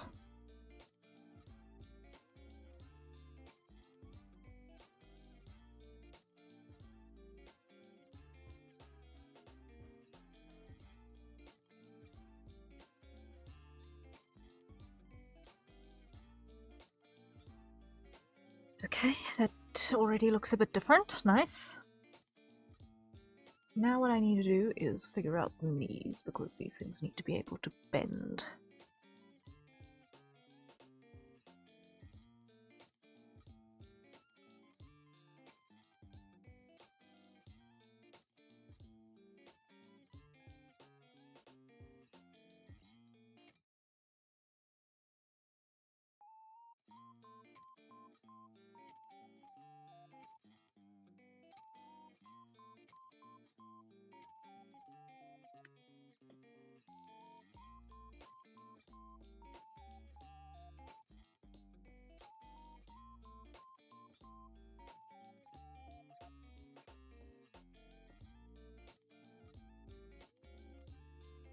Also, let's try some box pleats, because those are universally very helpful.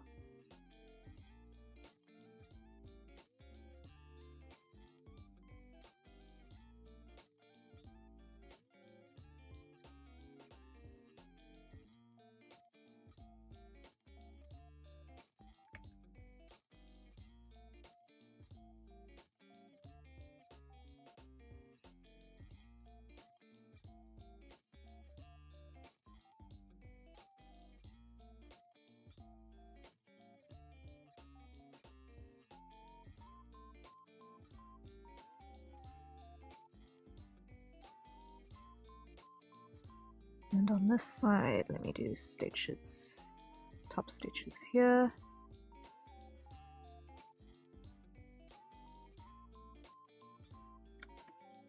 Like that. Okay.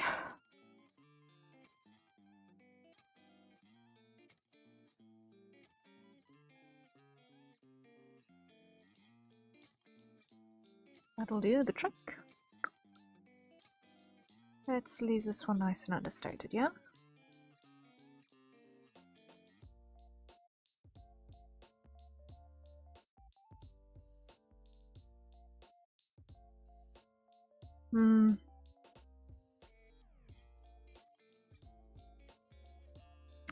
Now, because of the box pleat here,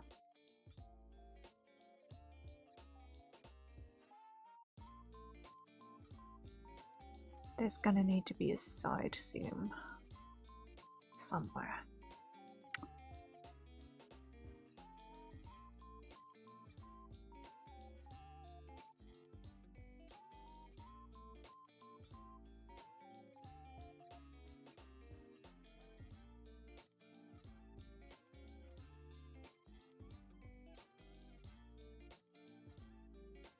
And that's gonna be our ticket.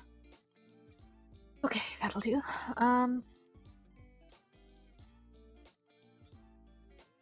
Okay, so that's it for the chaps. Now let's see what I can do about this gambeson. That's gonna make it look interesting. This short-sleeved little gambeson.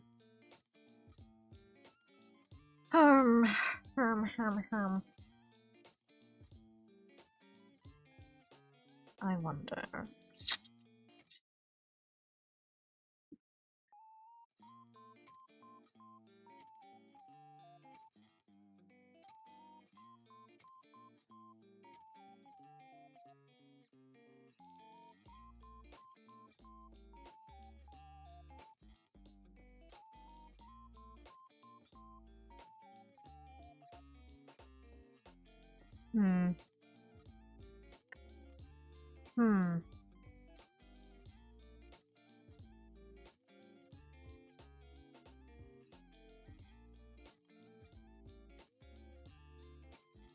I wonder. Toaster! Hello, hello! Ooh, different BGM. Yeah, I decided about a half an hour ago to switch it up.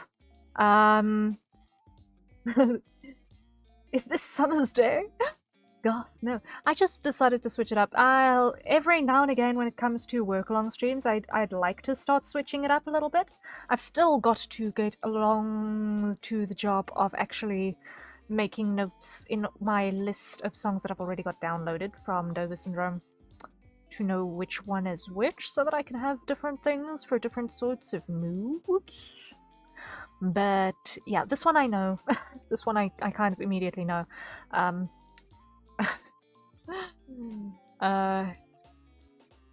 I downloaded it like more than a year ago for a thing.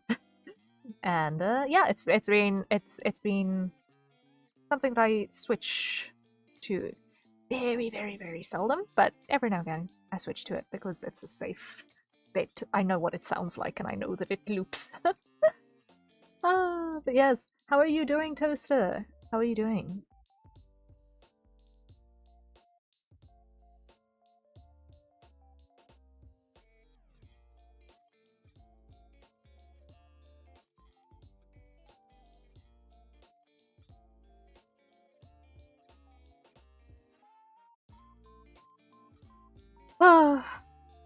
I'm doing great. 20 streak, well done. Sure. Sure. That is impressive. Well done, well done, well done. Thank you for being here and showing support or raping the motivational chaos pom-poms. I significantly appreciate that.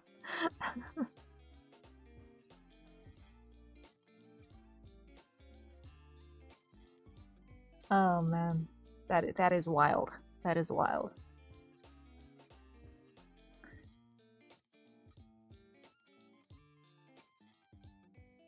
proof you will always have an audience with my company. Ah, I appreciate that so much. I appreciate that so much.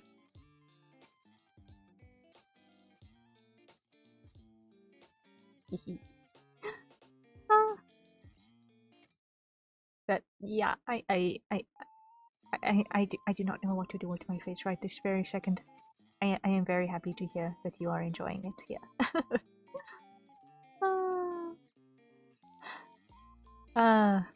I have just had success with the first of Zany's iterations that we started in September.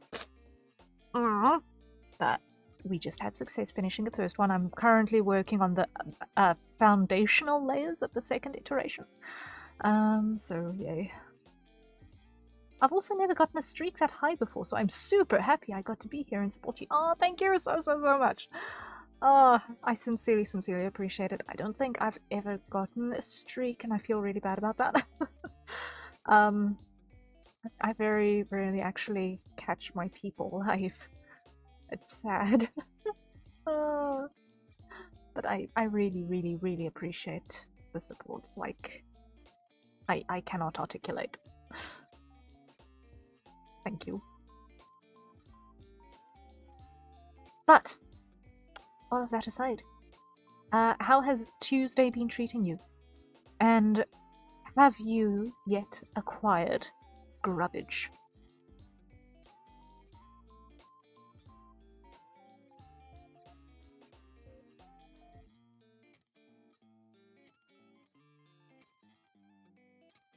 Also, I want to check, is my microphone quality okay? I tried to do a couple of tweaks to it a little bit before stream, but I'm not sure if it actually sounds better, or if I'm just, you know... Like, I know it'll always sound better if I'm a little bit closer to it, but when I'm drawing, I'm always scared I'm gonna headbutt it. Because that is known to happen.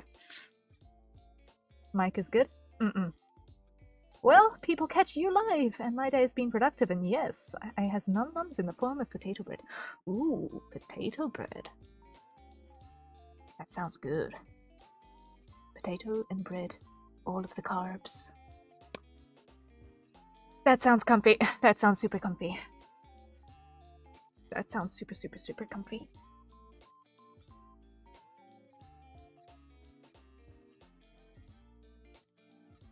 But is it like potato on bread, or is it bread made of potato?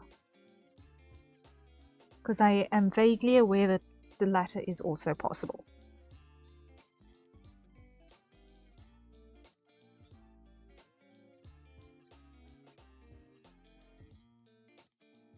Bread made from potato. Ooh, lovely.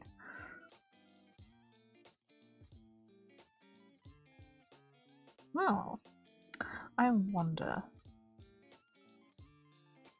I will need to search for a recipe for that at some point, because that sounds like the sort of thing that would be very interesting to try and bake over a fire pit. That sounds like something that would be very interesting to try and bake over a fire pit. It has a slightly moist texture and is super tasty. Ooh. Ooh. I can definitely imagine that. I can definitely imagine that. I'm writing this down. I want to look for this. I want to look for a recipe for this. Potato bread.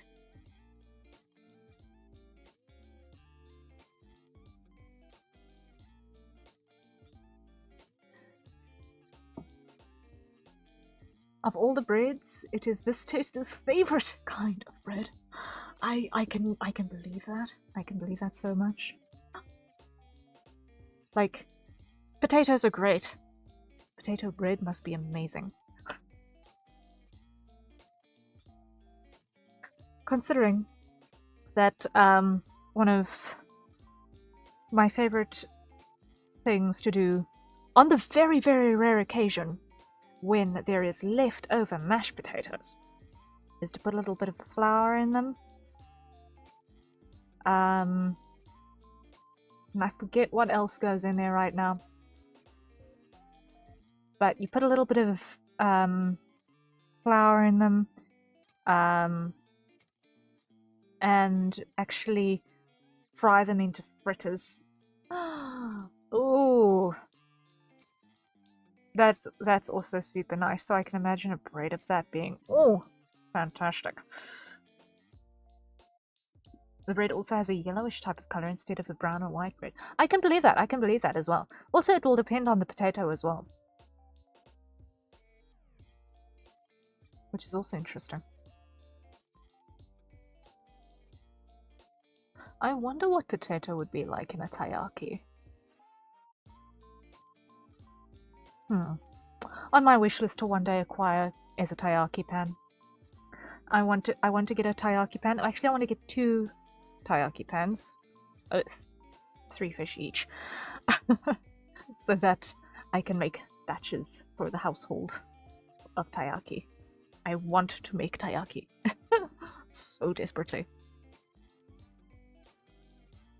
The idea of a sweet potato stuffed pancake fish. Taiyaki, yes. It is literally a fish-shaped pancake stuffed with stuffing. And I hear that they are amazing with sweet potato in the inside. You can also put other stuff in there like Nutella and other things that aren't nice on pancakes. But the sweet potato sounds good. Potato stuffed pancake fish, you have my full attention. I know, right? It sounds good. I mean, it just looks like a fish, but it does taste like fish. But it's like, it's firstly cute food, which is always fun. And then it's a pancake, which you can't go wrong with. And then it's potato, which you also can't go wrong with. Ah! I can imagine you could also make nice savory ones like that. Now that I think about it, maybe mincemeat? Yeah, nice savory mince would be also a good one. Cute food usually tends to be on the tasty side.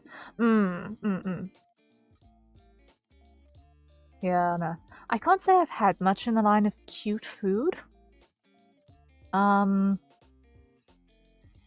Most of the super tasty food I've had has just been for like the homegrown type of whatever's nice in a pan type tasty. More so than novelty type things. But taiyaki, I think, is the sort of thing that has the grand potential for both novelty value and generally just nice. I mean, in my house, we are lazy. We do not make pancakes. We do not make pancakes. It is just way, way, way too much effort to make them. If we ever have pancakes, they get bought and then subsequently doctored at home with extra cinnamon and sugar and whatever else you want to put on them. But if it's in a taiyaki pan where you don't have to slave for a half an hour to make individual flat pancakes, that can subscribe to. Same sort of batter, same sort of dough. Totally different outcome.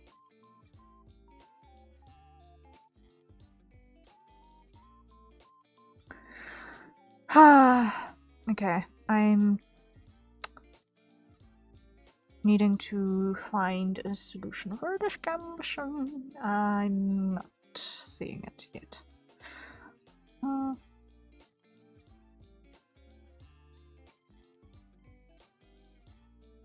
So, Toasto, in terms of cute food, what is a cute food that you have encountered that you could recommend?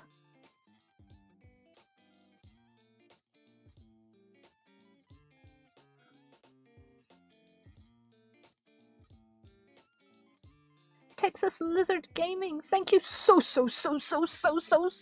for the sub. Welcome in, welcome in, welcome in. Thank you. Thank you for joining us. Greatly appreciated. Can never go wrong with a flower fruit basket. A flower fruit basket. That is an awesome name. It is an awesome name.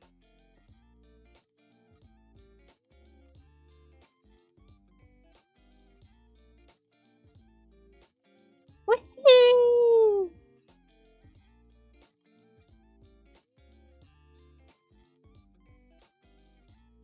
Welcome in.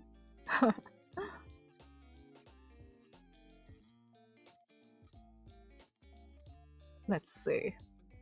Okay. Yeah, I'm still trying to figure out what I'm seeing with this canvas, and I'll figure it out. Yeah. So,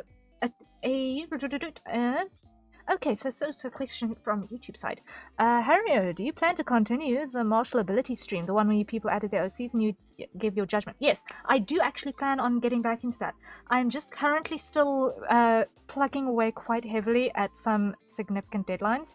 So up until like beginning of December, I've still got some really tight things.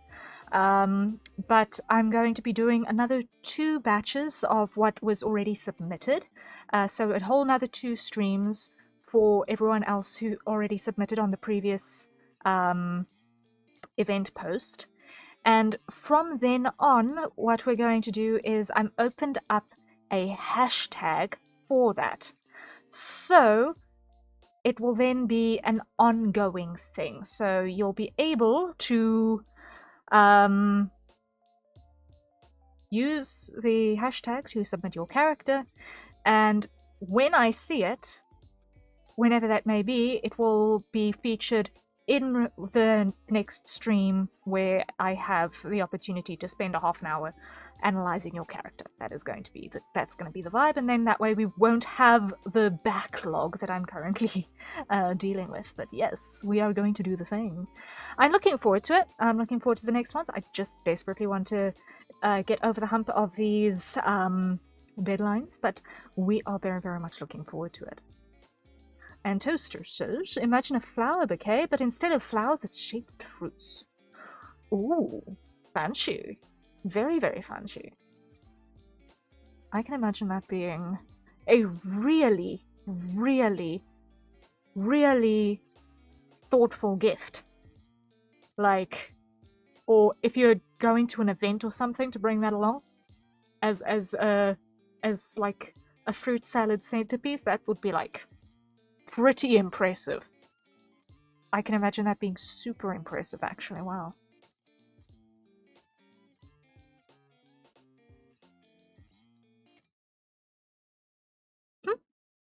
Sounds good. Sounds good.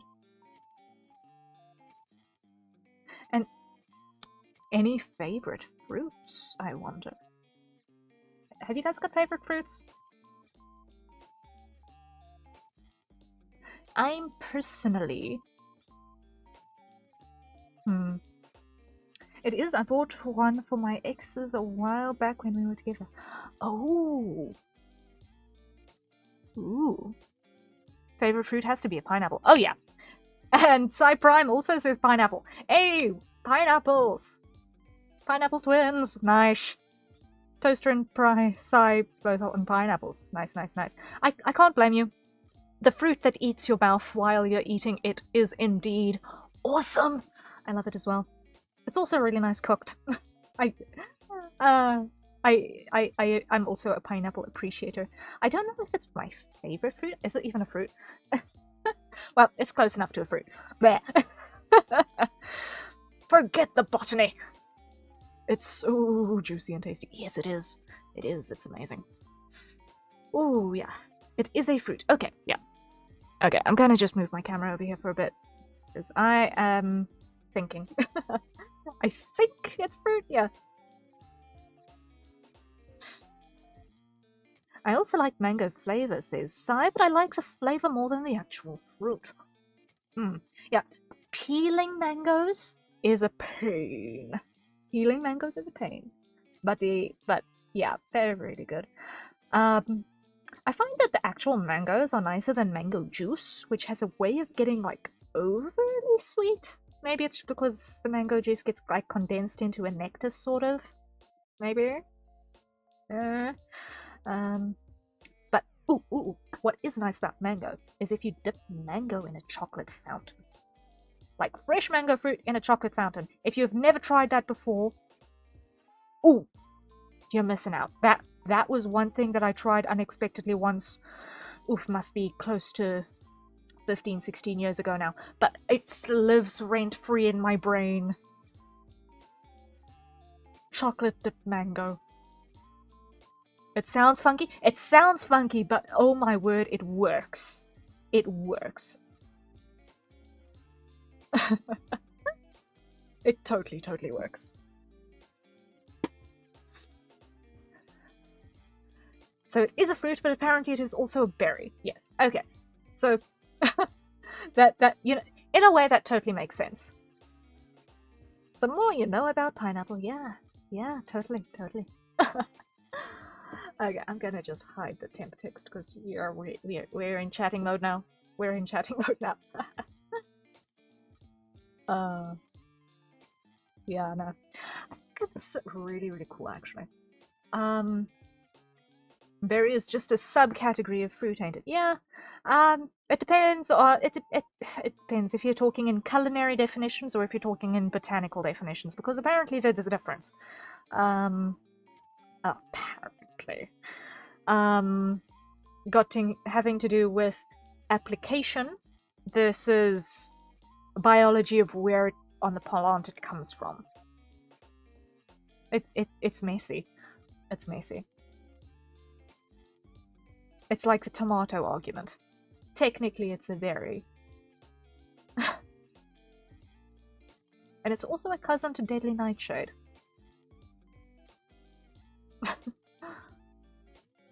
Well, yeah, true. Culinarily, nobody is going to say banana is a berry. No. No one is going to say that banana is a berry. When it comes to actual application. No. Fruit versus vegetable is a false dichotomy. Anyway, this is true. I mean, what even is a vegetable? What even is a vegetable?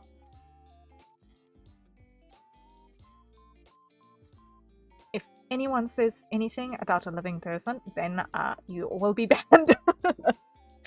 Because, come on guys, don't be mean.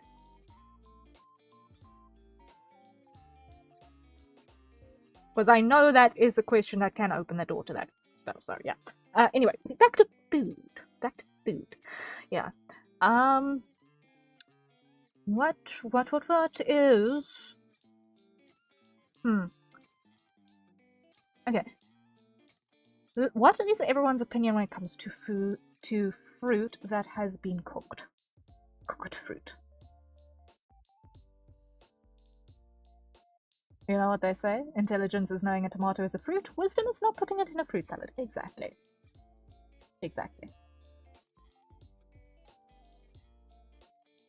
How do you guys feel about cooked fruit? I'm gonna switch us back to chatting.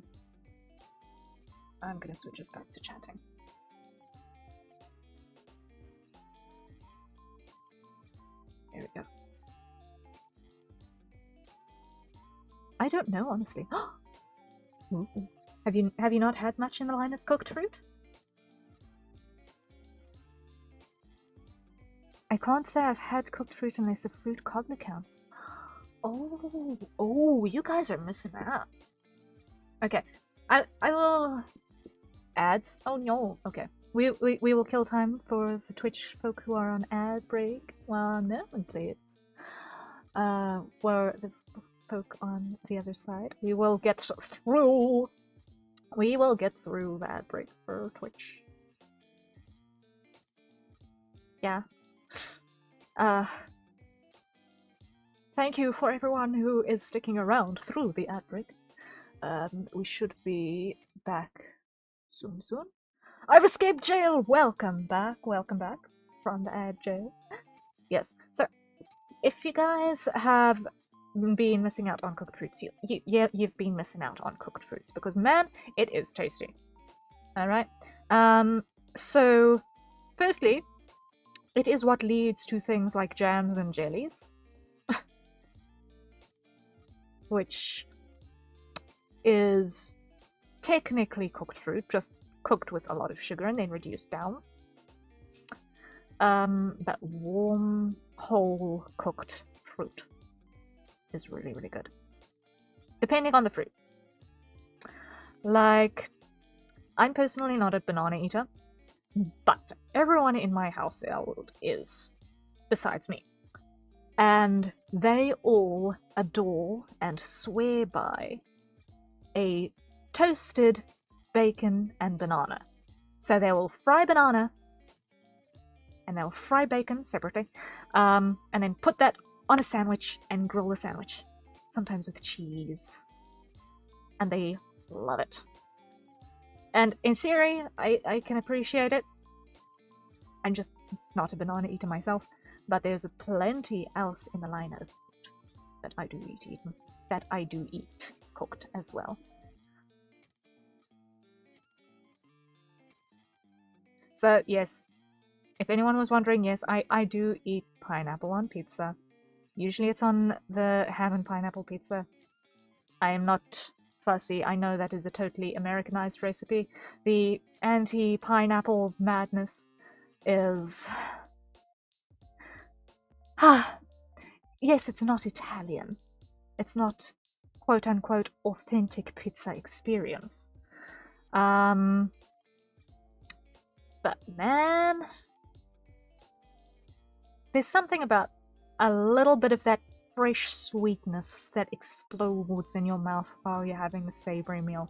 It's really, really nice. I've heard talk of it before. Cooked fruit just isn't really a thing in my country.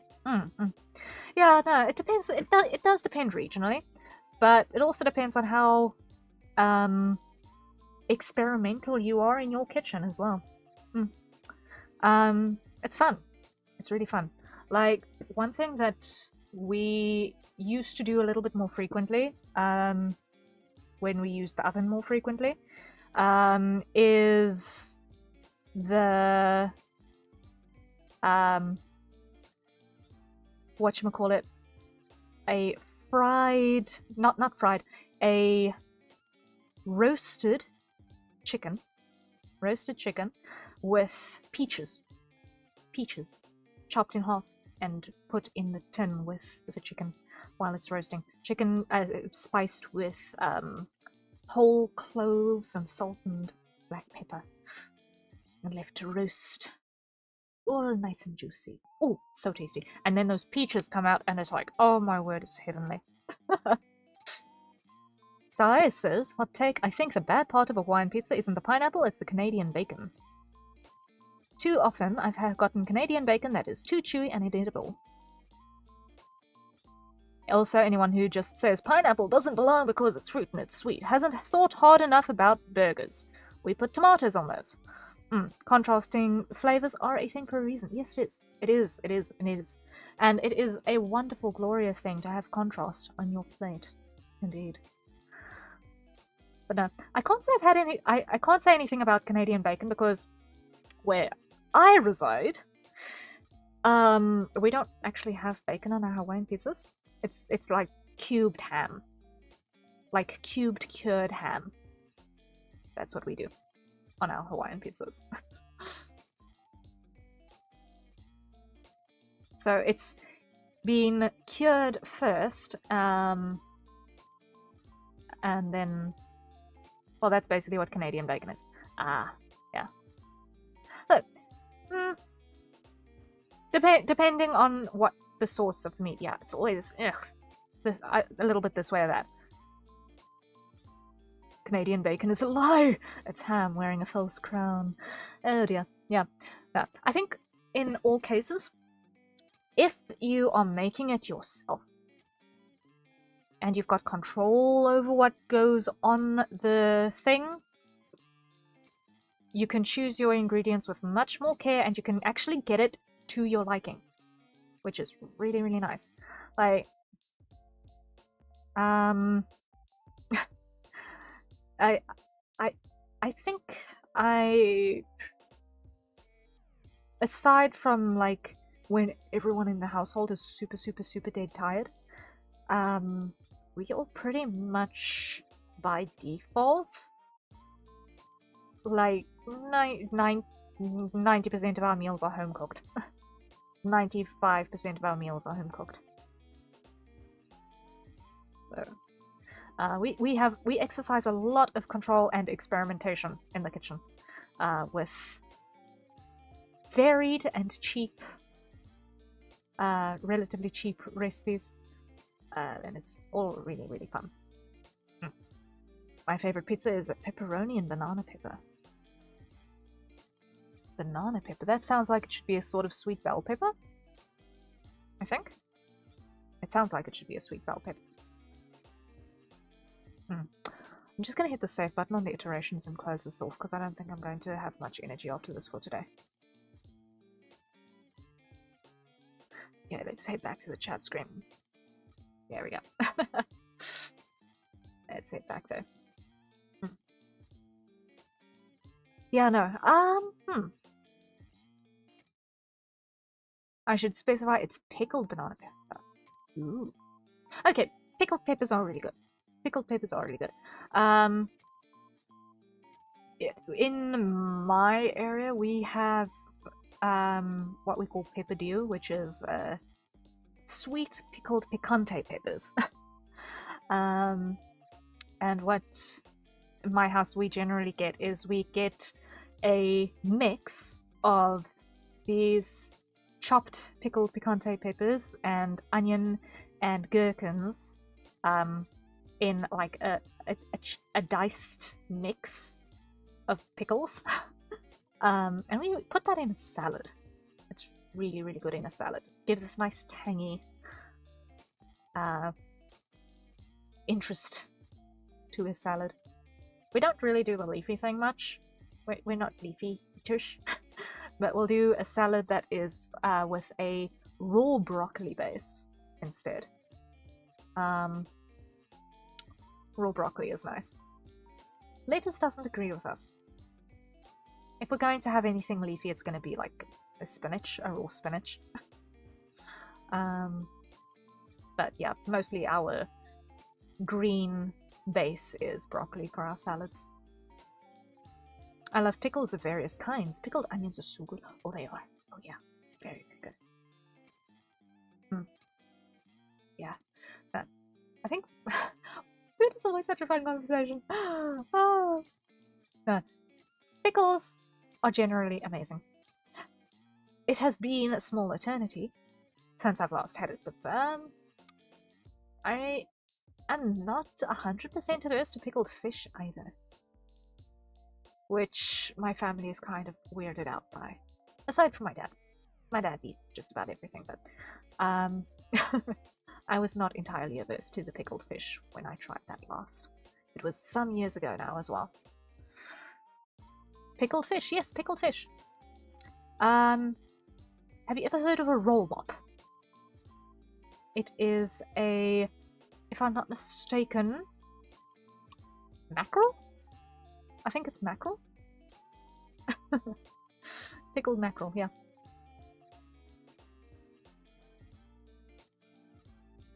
Now, when it comes to fish, its preserved form is usually a matter of some contention. But pickled fish, curried fish also are interesting. Not everyone's cup of tea, but I'm not averse to fish. I can't say I have the same relationship with all seafood. Like I do not have a constitution that agrees with eating things that do not have a spinal cord.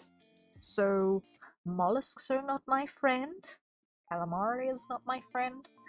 But fish I'm okay with. I mean, I would try it if someone presented it to me, but pickled fish gives me pause. Yeah, everything is worth trying once. It's worth trying once. Best combined with a sweet drink of some description, because the vinegar taste can be a little bit overpowering. Like, you kind of have to find the taste of the fish behind the vinegar a little bit, if I recall correctly. I'm thinking like back like almost 20 years now, so since I last had it. It's been literally forever. But I remember not being averse to it.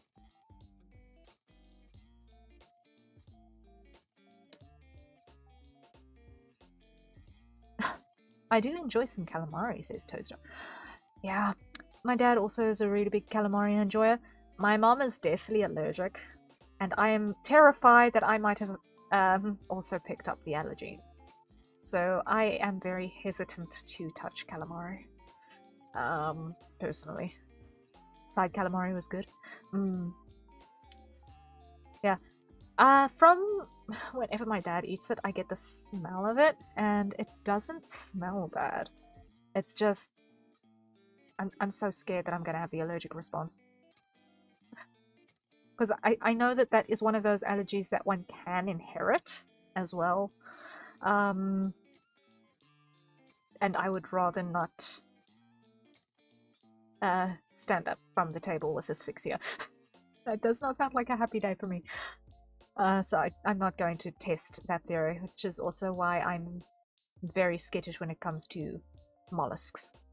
So I don't think I'm ever going to try something like takoyaki either, or taco anything really, because of, you know, octopus and calamari being cousins for a start, and both of those actually being mollusks.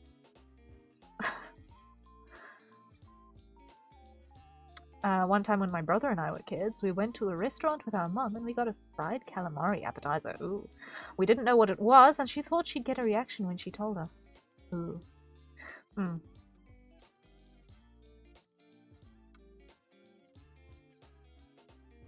But she told us it was squid, and we just shrugged and kept eating.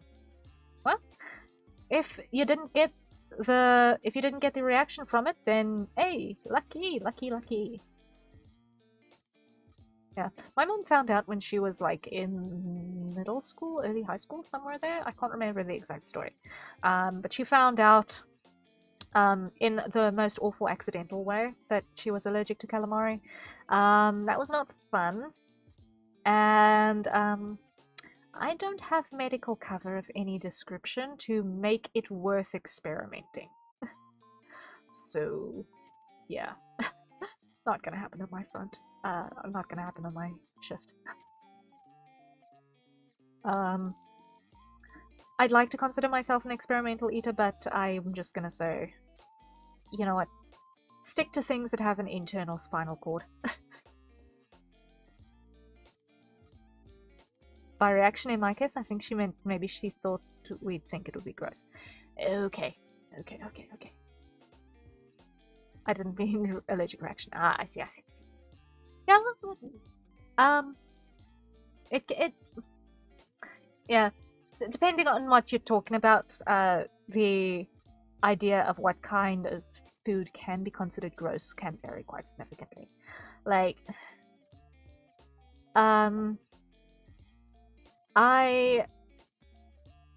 for example, I find it very hard to be grossed out by the idea of eating anything that has had a spinal column on the inside. Personally, what I would be careful of is what the thing is and what its endangered status would be. Like, you will not catch me eating shark. You will not catch me eating shark. I cannot do it in good conscience, knowing that they are a vulnerable group of species out there. They are not farmed, they are not protected enough. So I'm not going to ever eat shark on that front, because, come on, you gotta protect your apex predators, otherwise your entire ecosystem falls over, right? On the other hand, I will eat eel. Theoretically. I've never had it before, but I'll try it. I will try it and see if I like it. I can't imagine it being very different from any other kind of fish, right? And the same goes for any sort of reptile. Supposing that it is not, you know, a quote-unquote exotic meat that has been procured illegally and irresponsibly, yeah, I'm not averse to the idea. Like, if I absolutely had to eat a reptile in order to survive, I would not have any hesitation on that front. Well, that's different from being grossed out there. Like, I wouldn't eat shark, no, but if it's not as... if the idea of eating it is unappetizing. Yeah, I unfortunately know a little bit about the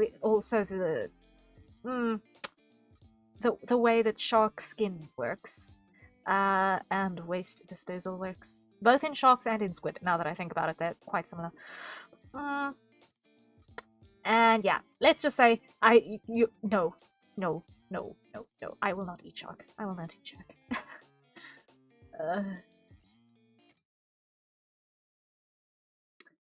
Let's just say that the waste disposal system is not quite the same as in a goldfish. Ugh.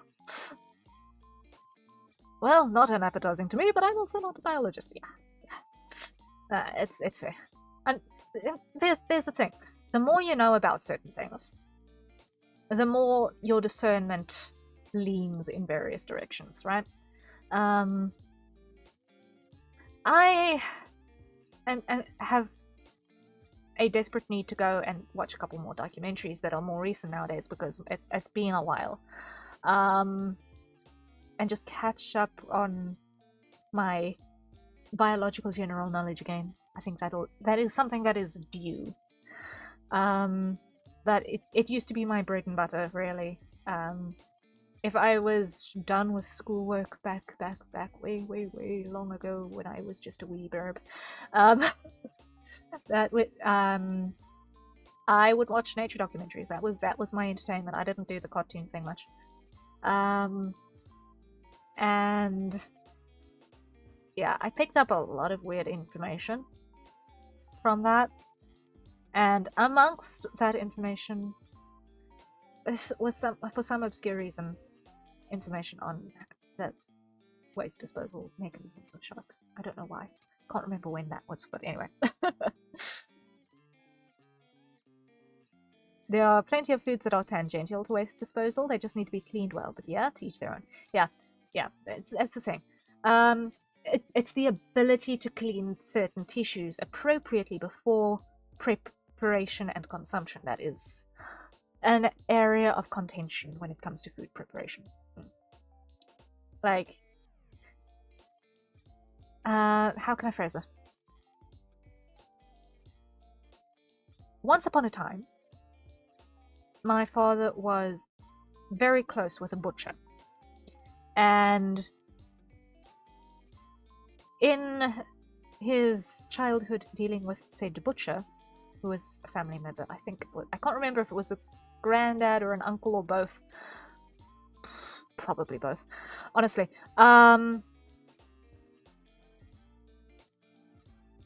He was taught very early on that if you can smell the meat in the butcher, you know that your meat is not being cleaned properly. You should not be able to smell a butcher shop at all. If you smell blood, if you smell waste of any description, turn around. Nope, don't go into that butcher. It's not good. So even when it comes to foods like tripe, if you clean it properly, it should be 100% good to go. I personally haven't had the guts to try tripe yet. I have not had the guts to try tripe yet. The idea of it is still just one step too far for me. Like, I know it's a muscular tissue. Theoretically, if it's cleaned properly, it should be 100% good to go. And I know historically it is the origin of sausages. It's your stuff tripe with mincemeats, and boom, there's your historical origin of sausages. But yeah, it's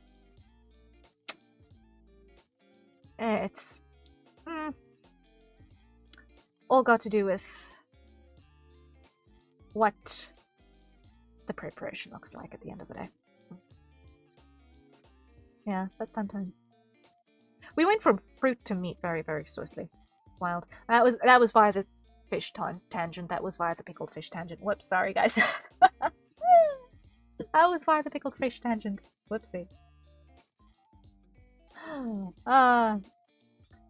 So,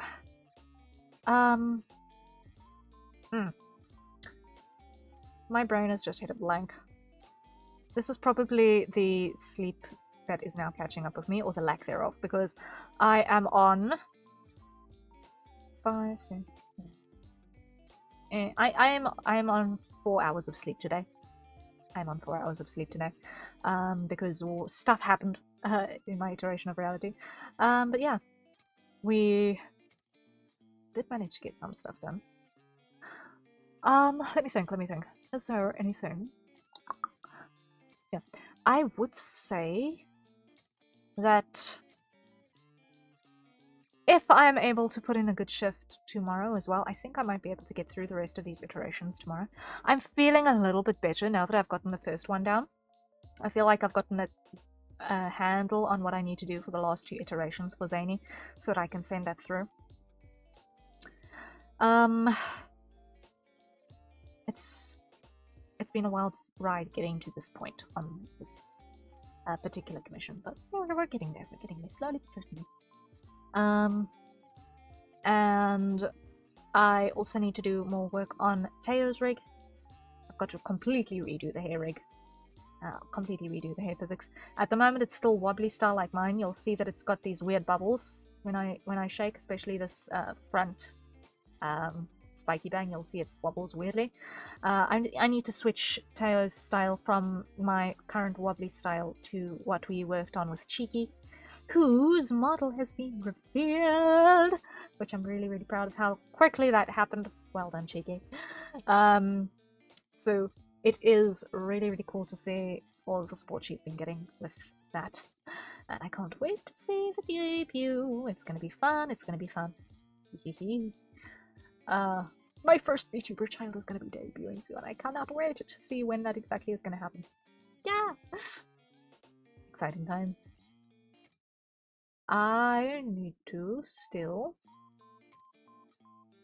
still need to confirm the last few details about username changes and all of that madness. Because I need to still finalize recording the showcase for that. I started the process, I started doing all of my setups and then realized, oh, hang on a second, I need to get the right details for credits, and that means having the right VTuber name. And for that. Totally intentional, right? Totally intentional, promise. Totally intentional. Anyway, so as soon as I've got that information 100% pegged down, I will be able to record that showcase. And that's going to be cool. That's going to be cool. To finally have that in the queue. It's going to be fun. To have that. And also what I want to do is and now, since yesterday it's been plaguing me, I really want to record a voice acting reel. I really want to record a voice acting demo reel. I have no idea how to do it in terms of picking, okay, what sort of lines should I include in my demo reel? I wonder. Because I kind of a little bit all over the show in terms of my normal stuff, and I can't really... I've listened back at my Final Fantasy XIV VOD a little bit, and I feel like I was not close enough to my microphone to have that be usable. I was not close enough to my microphone for that to be usable for the job, which is a little bit sad. But I'd very much like to actually be able to record the demo because I think it's a lot of fun. I've really enjoyed it. And I feel like it's the sort of thing that I can actually lean into. For the longest time, I thought I would never actually be able to do anything about it because, come on, who needs a South African voice? Who needs a South African accent? Who needs a whatever this madness is that my accent is? Because it's a nowhere land accent. It's a little bit of everything. So I figured, for the longest time, I figured, who is ever gonna need that? It's too nowhere to pin down. No one is gonna want that. And then you guys gave me all of the confidence. So it's like, okay, maybe it is actually worth trying. You know? So I would like to do that still. I would like to do that still. We'll see if anything comes of it. We'll see if anything comes of it. But yeah. I might need a voice for alerts later. Ooh! Well, if you've been saving up points, you got it. If you've been saving up points, you got it. I believe it is... How many chevrons?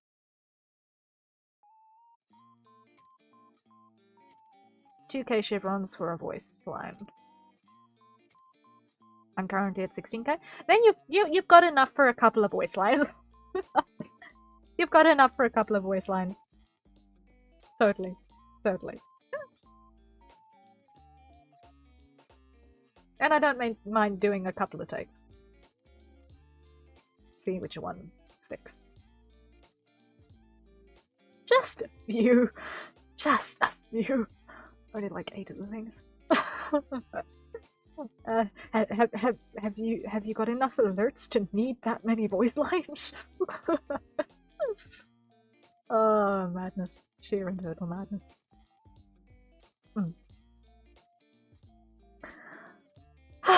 Fun times.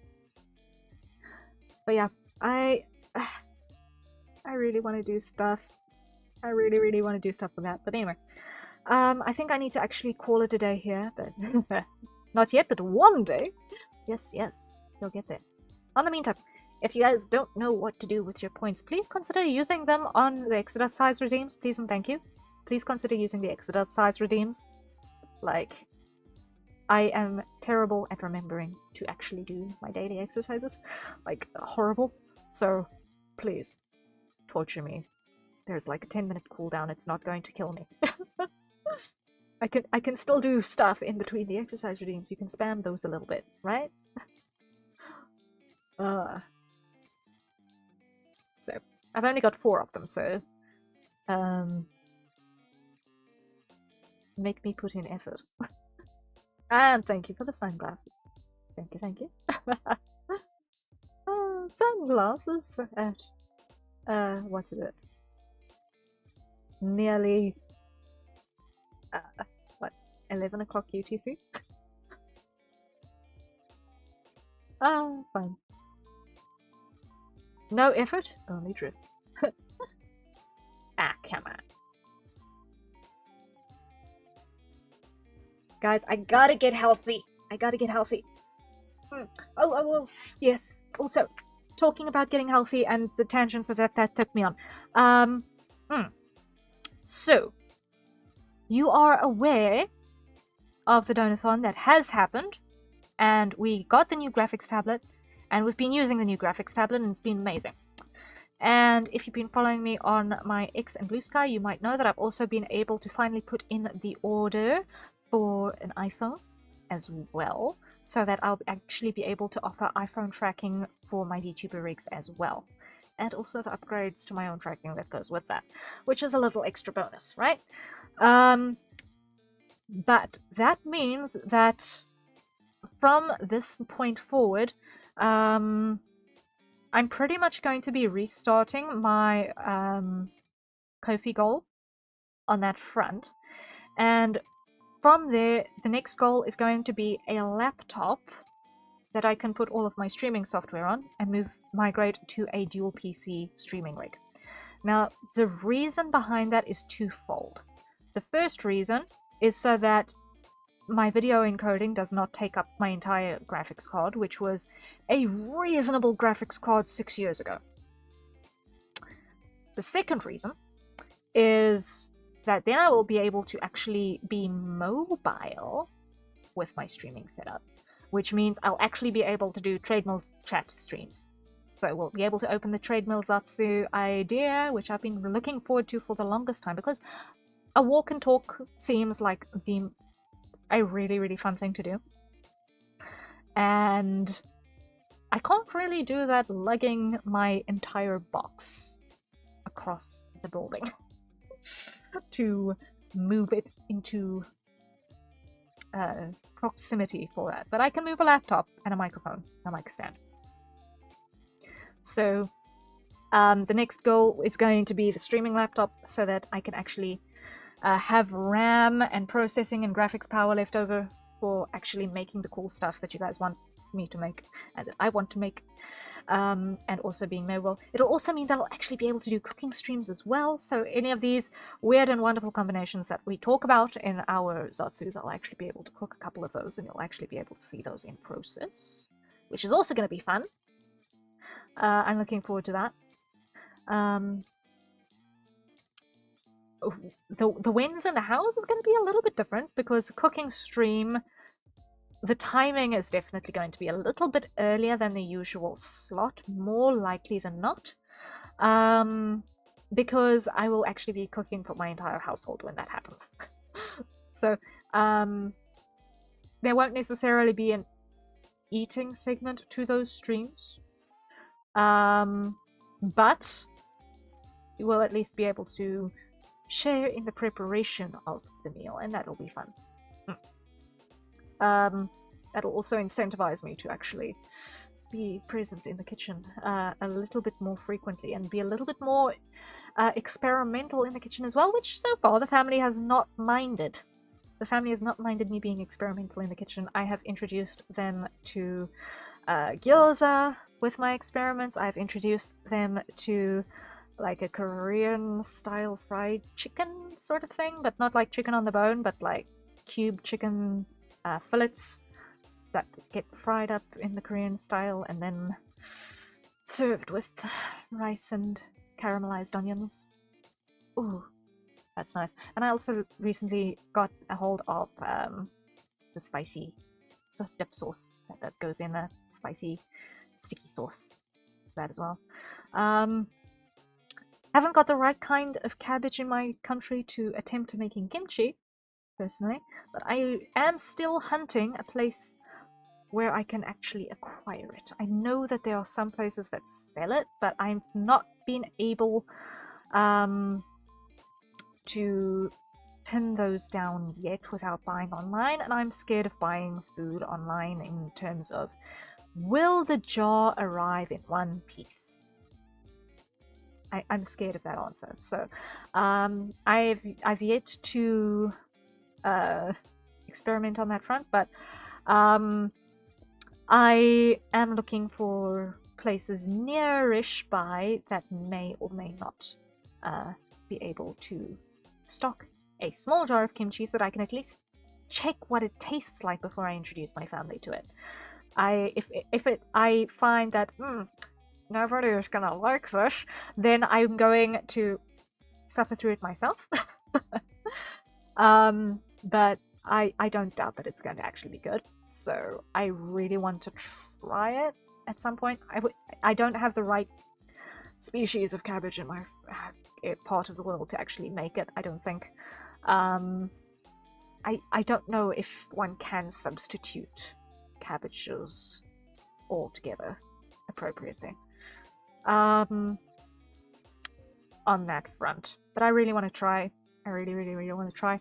I've recently gotten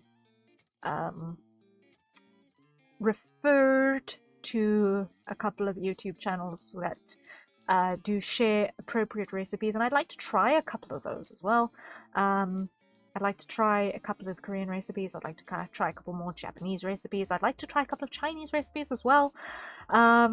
Literally recipes from anywhere on the planet. If I can find ingredients that will work, I want to try these recipes out. I want to see, oh, what's good, what's cheap, what sticks, right? And just kind of grow my repertoire of what I can cook. Like, I am reasonably good at kind of flicking through what's in the fridge and in the cupboards and seeing, okay, these sorts of tastes ought to kind of work together like this. Throw whatever's nice in a pot. Kind of one pot wonder. Chicken a la landmine. Sort of meals. Made a couple of those already, and they've been good. They've been good. They're completely irreplicable, probably, but they were good when they were there because you make them out of what exists in the fridge. But I'd like to be able to experiment with a couple of actual fixed recipes and get good. Now that I've acquired steaming stands that will actually fit in my pot, then one of the next things I want to experiment with is a Chinese-style steamed egg.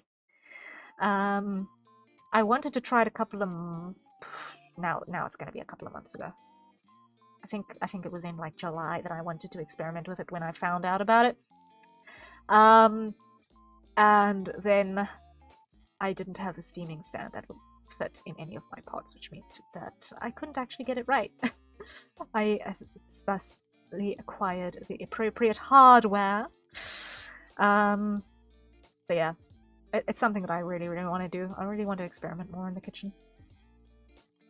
Like, I know that one of the things that I struggle with when it comes to, especially when it comes to Asian food, is that there isn't really an Asian grocery in my part of the world. So, like, getting standard fare things like dumpling skins and all of that is not as easy as it is in other parts of the world. Finding the right kind of noodles for stuff is not as easy either. Like, when it comes to Thai noodles, you can get Thai noodles, no problem. Anything else? Not quite so easy. So, I need to be discerning in terms of, okay, what ingredients can I acquire that are not gonna break the bank as well, because obviously imported ingredients are painful on the wallet. And what are appropriate and viable substitutes in those cases. Like, whenever I make gyoza, it's an exercise and a half because I need to make all of the dumpling skins myself, right? It does end up becoming a little bit of a cooking party, so I conscript the aid of everyone else I can get my hands on to help me make dumpling skins and stuff gyoza. But it's a mission. It's a mission. And part of it, I think, is that I haven't really got the right ratio of flour to water yet, so the dough is still a bit hard, and it doesn't quite roll out nicely. So I need to experiment a little bit more with that ratio and see what will be the actual right amount. Unfortunately, I've not been keeping proper records of that yet, so it's not been good. But once I've actually got it down, I might actually end up being able to make the dumpling skins a little bit more reliably, a little bit more easily. I've got my eyes on a different dumpling skin making tool than the one I've currently got as well, which, if it works as the video describes, which it will probably work well if I've got the right dough consistency, then I should not have as many issues making the dumpling skins. But yeah, I really want to experiment in the kitchen, guys. I really, really, really want to experiment in the kitchen. I'm not a baker by any stretch of the imagination, but I don't mind cooking. Like, do not ask me to bake. That chemistry of that is just going straight over my head. Straight over my head. But cooking, I'm okay. But anyway. with that, guys, it is now like 10 minutes to 1 UT 10 minutes to 11 UTC at night. I have only slept for 4 hours in the last 24-hour cycle. So I am a little bit blurry at the moment. Screens are going a little bit fuzzy. I will see you all again tomorrow. It might be another invisible productivity stream. It might be a visible one. I don't know. We're going to be working on either more iteration work or Teo's model. One of the two. I know on the schedule it says we're going to be working on Teo's model. It depends on what the day actually pans out looking like. But yeah. There is so much to do. There is so much to do. We will plow through it one step at a time. We will look at what we can do, and not fret about what is still to come. That is going to be the goal. Zany, hello, hello. Have a good one, Harrier. Thank you, Toaster. Thank you, thank you. Yes, we are winding down for the day because, oh my word, I could fall asleep at my desk right this very moment if I were not yapping my little nose into a state of complaint because I'm not breathing. Remember to breathe, Harrier. I know your memory generally sucks, but maybe if you remembered to breathe, you would be a little bit more conscious.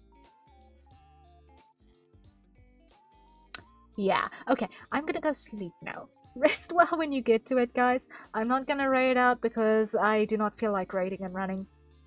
And I'm probably gonna fall asleep like in the next 15 minutes. So, rest well when you get to it. Thank you guys so much for being here. I really appreciate it. And until next time, which is gonna be tomorrow at 1930 hours UTC. I shall see you then. And cheery bye.